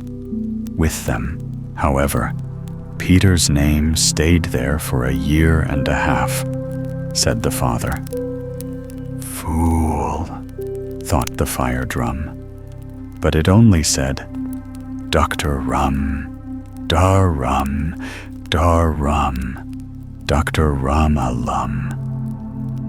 The drummer's son with the red hair was a lively and high-spirited boy. He had a lovely voice. He could sing, and sing he did, as does the bird in the forest, all melody and no tune. He ought to be a choir boy, said his mother, and sing in the church, standing under the pretty gilded angels whom he looks like." "Fire cat," said the town wits. The drum heard it from the neighbors. "Don't go home, Peter," cried the street boys. "If they make you sleep in the attic, your hair will set the thatch on fire, and that will start the fire drum." "Look out for the drumsticks," retorted Peter. Although he was only a little fellow, he was courageous, and threw his fist right into the stomach of the boy nearest him, knocking his legs from under him, and the others took to their legs, their own legs. The state musician was proud and haughty. He was the son of a royal servant. He liked Peter and took him home with him for hours at a time, gave him a violin, and taught him to play. It seemed to show in the boy's fingers that he would become more than a drummer, that he would become a state musician. "I want to be a soldier," said Peter, for he was still a very small fellow and thought it would be the finest thing in the world to shoulder a gun and to march. 1, 2, 1, 2, and to wear a uniform and carry a saber. "You'll learn to obey the drum, Dr. Rum-a-Lum. Come, come," said the drum. "Yes, you may march ahead to become a general," said the father, "but only if there is a war." "God save us from that," said the mother. "We have nothing to lose," said the drummer. "Yes, we have my boy," said she. "But when he could come home a general," said the father. "Without any arms or legs," said the mother. "No, thank you. I'd rather keep my golden treasure whole." "Dr. Rum, Dr. Rum, Dr. Rum," beat the fire drum, and all the drums joined in. War really did come. The soldiers marched out, and the drummer's boy marched with them. Red top, golden treasure. The mother wept. The father imagined him coming home famous. The state musician thought he would have been better off staying home and studying music. "Red top," the soldiers said, and Peter laughed. But when some of them called him Foxy, his mouth tightened, and he looked straight ahead, as if that name did not concern him. The boy was smart, carefree, and good-humored, and that made him a favorite with his older comrades. Many nights he had to sleep under the open sky, in rain and mist, wet to the skin. But his good humor never failed. His drumsticks beat, "Dr. Rum-a-Lum, everybody up." Yes, he was certainly a born drummer boy. It was a day of battle. The sun was not yet up, but it was morning. The air was cold, and the fight was hot. The morning was foggy, but there was a still heavier fog from gunpowder. Bullets and grenades flew overhead and into heads, bodies, and limbs. Still, the command was forward. One after another sank to his knees with bleeding temple and pale white face. The little drummer boy's color was still healthy. He wasn't hurt at all. With flashing eyes, he watched the regimental dog running before him.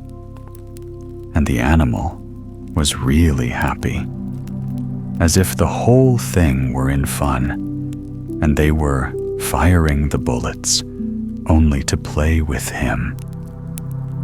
"March! Forward! March!" was the command given the drummers. But sometimes orders have to be changed with good reason. And now the word was, "Retreat!" But the little drummer boy still sounded, "March forward," not understanding that the orders had been changed. The soldiers obeyed the drum, and it was lucky they did, for the mistake resulted in victory.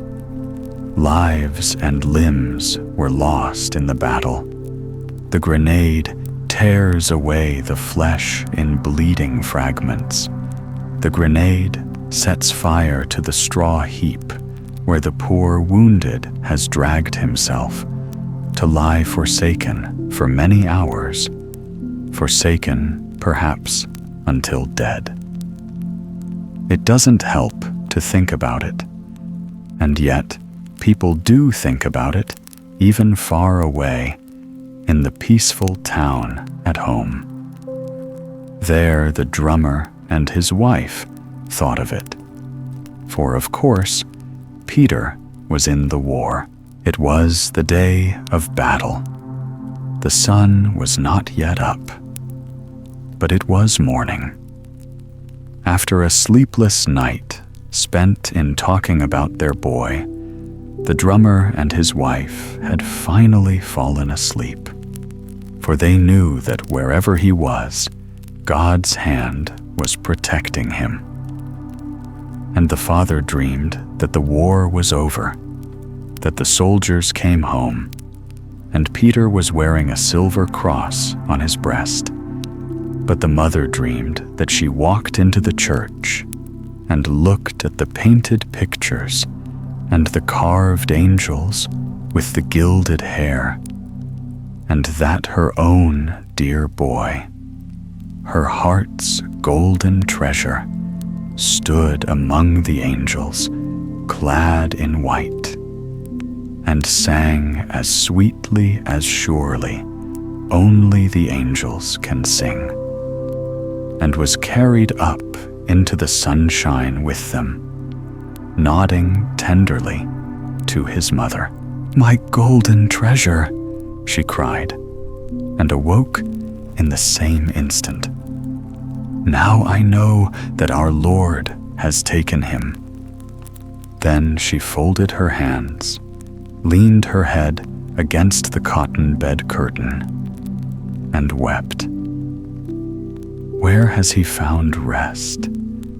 In the wide common grave they dig for so many of the brave dead, or in the deep waters of the marsh? No one will know his grave. No holy words will be read over it. Silently, the Lord's Prayer passed over her lips. Her head drooped in fatigue, and she fell asleep. Days pass by, in wakeful hours, and in dreams. It was toward evening, and a rainbow arched over the battlefield. It touched the edge of the wood and the deep marsh. There is an old saying that where the rainbow touches the earth, a treasure lies buried, a golden treasure. And here was one. No one thought about the little drummer except his mother. And that's why she had dreamed of him. Not a hair of his head had been injured, not a single golden hair. "Dr. Rum-a-lum, Dr. Rum-a-lum, there he is, there he is," would the drum have said, and his mother would have sung, had she seen or dreamed this. With song and hurrah, and wearing the green leaves of victory, the regiment marched home when the war was over and peace had come. The regimental dog jumped and ran in wide circles, as though trying to make the journey 3 times longer. Days passed, and weeks passed, and at last Peter entered his parents' room. He was as brown as a hermit, his eyes bright, and his face as radiant as the sunshine. His mother held him in her arms and kissed his lips, his eyes, his red hair. She had her boy home again. He had no silver decoration on his breast, as his father had dreamed, but then he was unharmed, which his mother had not dreamed, and there was great joy.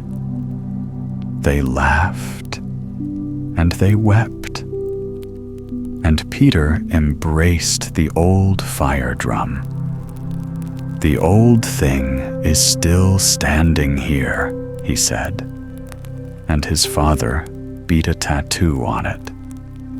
"There's as much fuss as though there were a big fire in town," said the drum to itself. "Fire in the roof, fire in the hearts, golden treasure, Dr. Rum, Dudder Rum, Dar Rum." And then?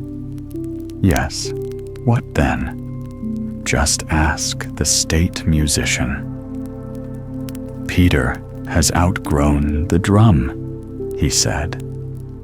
"He'll be a bigger man than I." And remember, he was the son of a royal servant. But what had taken him a lifetime to learn, Peter had learned in half a year. There was something cheerful about him. His eyes sparkled and his hair shone. That cannot be denied. "He ought to dye his hair," said their next-door neighbor. The policeman's daughter did. And look what it did for her. She was engaged at once. Yes, but a little later her hair turned as green as duckweed, and she has to dye it again and again. "Well, she can afford to," said the neighbor woman, "and so can Peter. Doesn't he go into the best houses, even the mayor's, to teach Miss Lotta the harpsichord?" Yes, play he could. Play right out of his heart, the most charming pieces that had never been written down in notes. He played on moonlit nights and stormy ones as well. "It was difficult to put up with," said the neighbors and the fire drum. He played until his thoughts soared strongly upward, and great plans for the future took shape before him. Fame. The mayor's daughter, Lotta, sat at the harpsichord, and as her delicate fingers danced over the chords, they vibrated in Peter's heart, until it seemed as if it were growing too big for his body. This happened not once, but many times, until one day he seized her delicate hand, kissed it, and gazed into her large brown eyes. Our Lord knows what he said. We others may guess it. Lotta blushed crimson, face and neck, and answered not a word.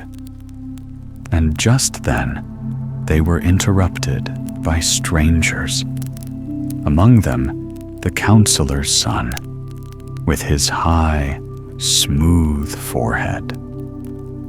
But Peter did not go, and Lotta's kindest glances were for him. At home that evening, he talked of going abroad and of the golden treasure that his violin would bring him, fame. Dr. Rum-a-Lum, Dr. Rum-a-Lum, Dr. Rum-a-Lum, said the fire drum. Now something is surely wrong with Peter.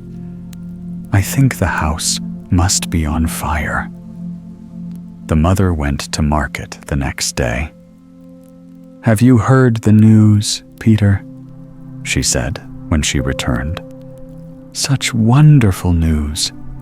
The mayor's daughter, Lotta, was betrothed to the counselor's son. It happened last evening. No, said Peter, and sprang up from his chair. But his mother said yes. She had learned it from the barber's wife, and the barber had it from the lips of the mayor himself. And Peter grew as pale as death and sat down again. Lord God, how do you feel? Said his mother. Fine, fine. Just let me alone, he said. But the tears were rolling down his cheeks. My sweet child, my golden treasure, said the mother, and cried. But the fire drum grumbled to itself. Lotta is dead. Lotta is dead. Yes, that song is over now. The song was not over. It still had many unsung verses, long verses, the most beautiful, about a life's golden treasure. What a fuss she makes, said the next-door neighbor. The whole world has to read the letters she gets from her golden treasure and hear what the newspapers say about him and his violin playing. He sends her money too, for she needs that now that she's a widow. He plays before kings and emperors, said the state musician. That was never my good luck, but at least he was my pupil, and he hasn't forgotten his old master.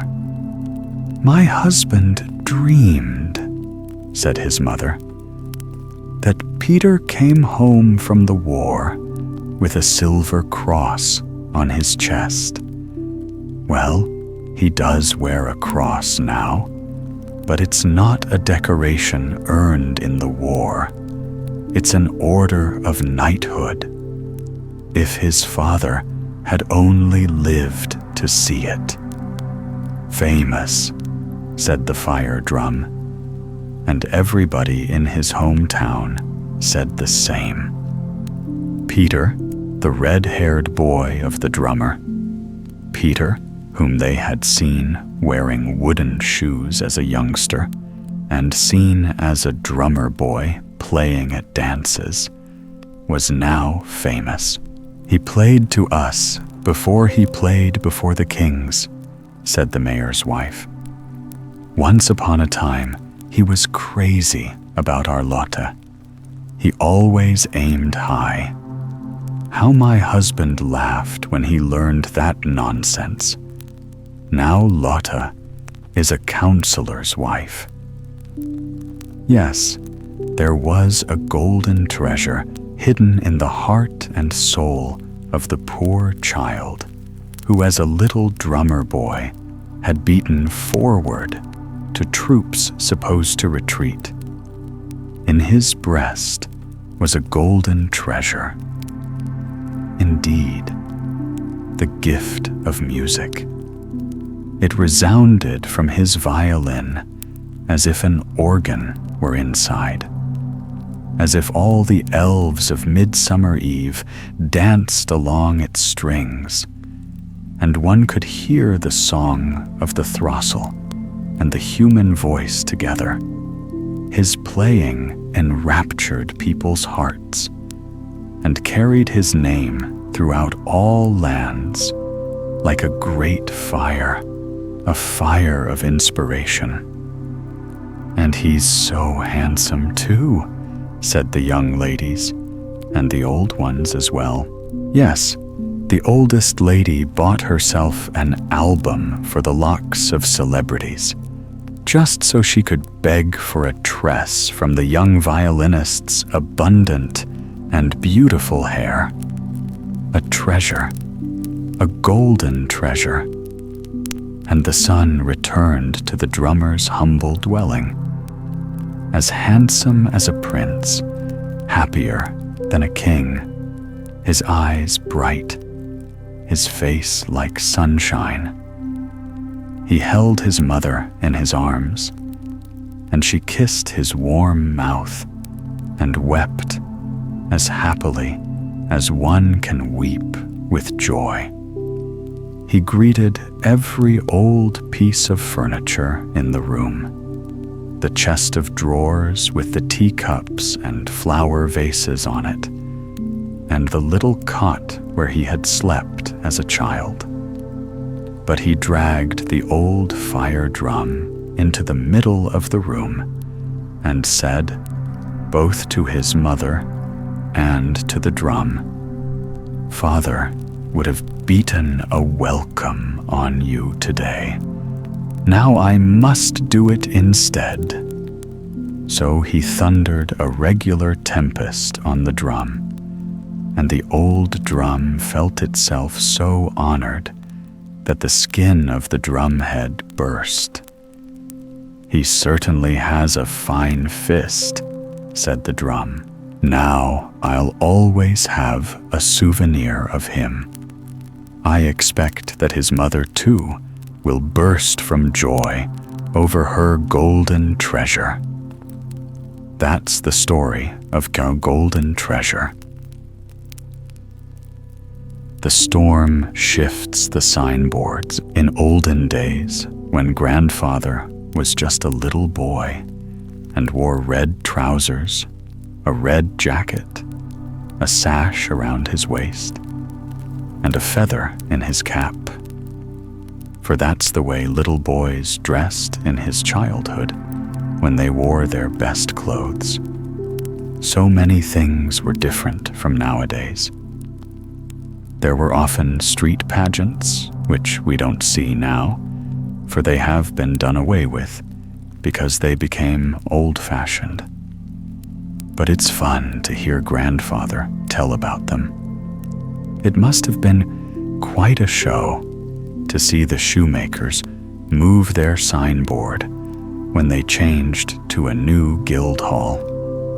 A big boot and a two-headed eagle were painted on their waving silken banner. The youngest journeyman carried the welcome cup and the guild chest, and had red and white ribbons dangling from their shirt sleeves. The older ones wore naked swords with lemons stuck on the points. They had a full band, and the best of their instruments was the bird, as grandfather called the long pole with the half moon and all sorts of sounding dingle-dangle things on it. Real Turkish music. It was lifted up and swung, and it was dazzling to the eyes when the sun shone on all that polished gold and silver and brass. In front of the procession ran a harlequin in clothes made of many-colored patches, with a black face and with bells on his head, like a sleigh horse. He struck the people with his wand, which made a noise without hurting, and the people pushed against each other to move back and forth. Little boys and girls fell over their own feet, right into the gutters. Old women elbowed their way along, looking sour and scolding.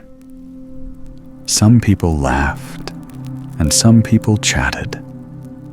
There were spectators on the steps and in the windows, and yes, even on the roofs.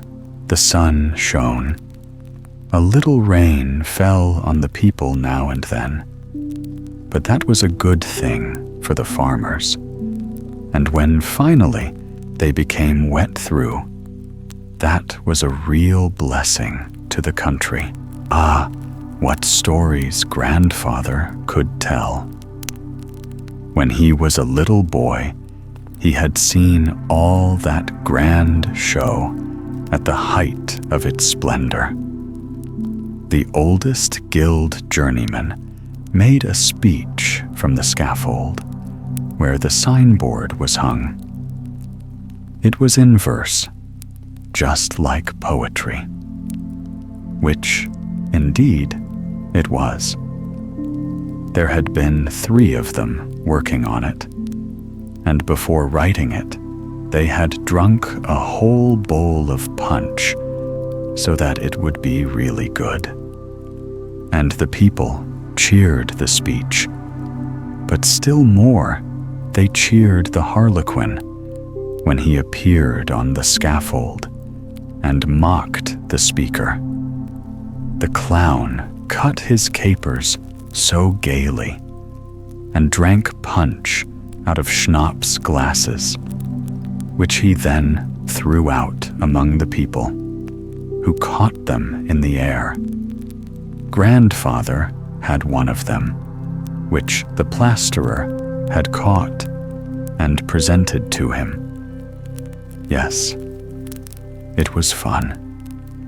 And at last the signboard hung, decked with flowers and wreaths, on the new guild hall. You never forget a sight like that, no matter how old you grow. Grandfather said he himself never forgot it, though afterward he saw many things of pomp and splendor and could tell about them. But the funniest thing of all was when he told about the moving of the signboards in the big town. Grandfather had gone there with his parents when he was a little boy, and that was the first time he had seen the largest town in the country. There were so many people in the streets that he thought the signboards were going to be moved. And there were many signboards to move. If these signs had been hung up inside instead of out of doors, they would have been filled up hundreds of rooms. There were all kinds of garments painted on the sign at the tailor's. He could change people from uncouth to genteel. There were signboards of tobacconists, with the most cunning little boys smoking cigars, just as in real life. There were signs with butter and salted herrings, ministers' ruffs and coffins, and signboards that just carried inscriptions and announcements. Indeed, one could spend a whole day going up and down the streets and looking at the pictures, and at the same time, you could learn what sort of people lived inside the houses, for they had hung their own signs outside. That is a very good thing, Grandfather said. In a large town, it is instructive to know who lives in all the houses. But then, something was about to happen to the signboards, just as Grandfather came to town. He has told me about it himself, and there wasn't then any twinkle in his eye. as Mother used to say there was when he was fooling me. He looked quite trustworthy. That first night, he came to the big town. The weather was worse than any we ever have read about in the papers.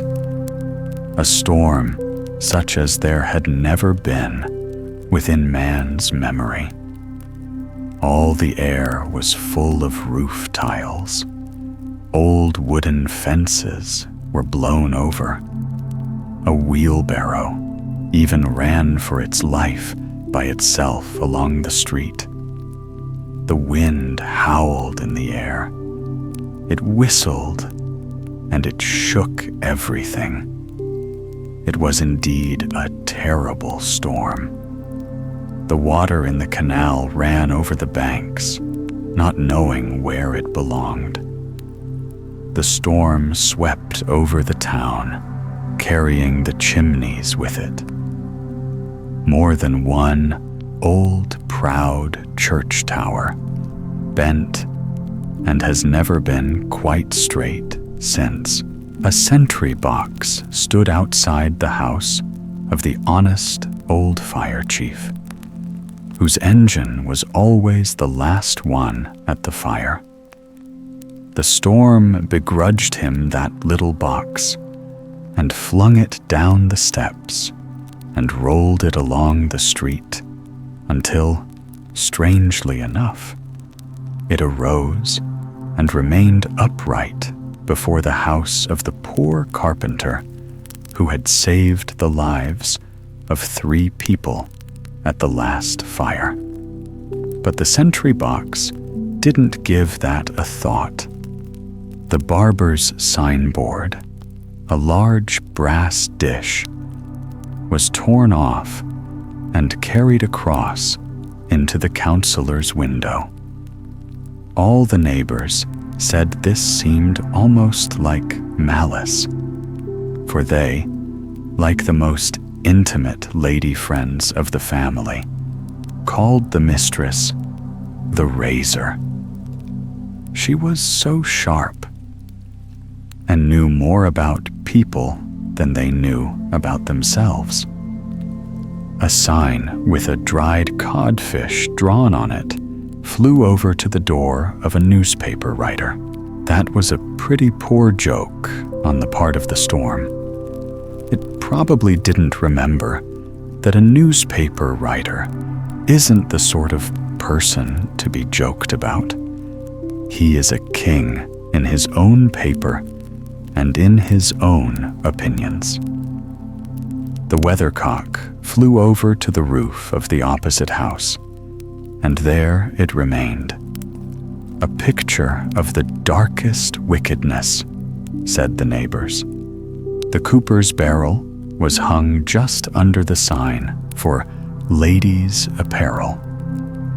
The restaurant's menu, which hung in a heavy frame near the door, was placed by the storm just over the entrance to the theater, where nobody ever went. It was a comical program: horseradish soup and stuffed cabbage. But it made people go in. The furrier's fox skin, which was his respectable sign, was hung on the bell pull of the young man who always went to morning church services, looking like a folded umbrella, strove for the truth, and was a model young man, said his aunt. The sign, Establishment for Higher Education, was moved to the pool hall, and the establishment itself received a board inscribed, "Babies brought up here by the bottle." This wasn't really witty, only naughty. But the storm did it, and we can't control a storm. It was a terrible night, and by morning, just think, nearly every signboard in town had been moved. In some cases, it was done with so much malice that grandfather wouldn't talk about it, but he laughed inwardly. I could see that, and it is possible he was up to some mischief. The poor inhabitants of the big town, especially those that were not familiar with it, were all mixed up, figuring out who was who. They couldn't help it when they judged by the signboards. Some people who thought they were coming to a solemn meeting of the town elders, assembled to discuss highly important matters, found themselves instead in a school full of noisy boys just about to jump over their desks. There were even some people who mistook the church for the theater, and that was really awful. There has never been such a storm in our days. Only grandfather saw one, and that was when he was a very little boy. Such a storm may never come in our time, but it may in our grandchildren's, and then we must hope and pray that they will keep indoors while the storm shifts the signboards.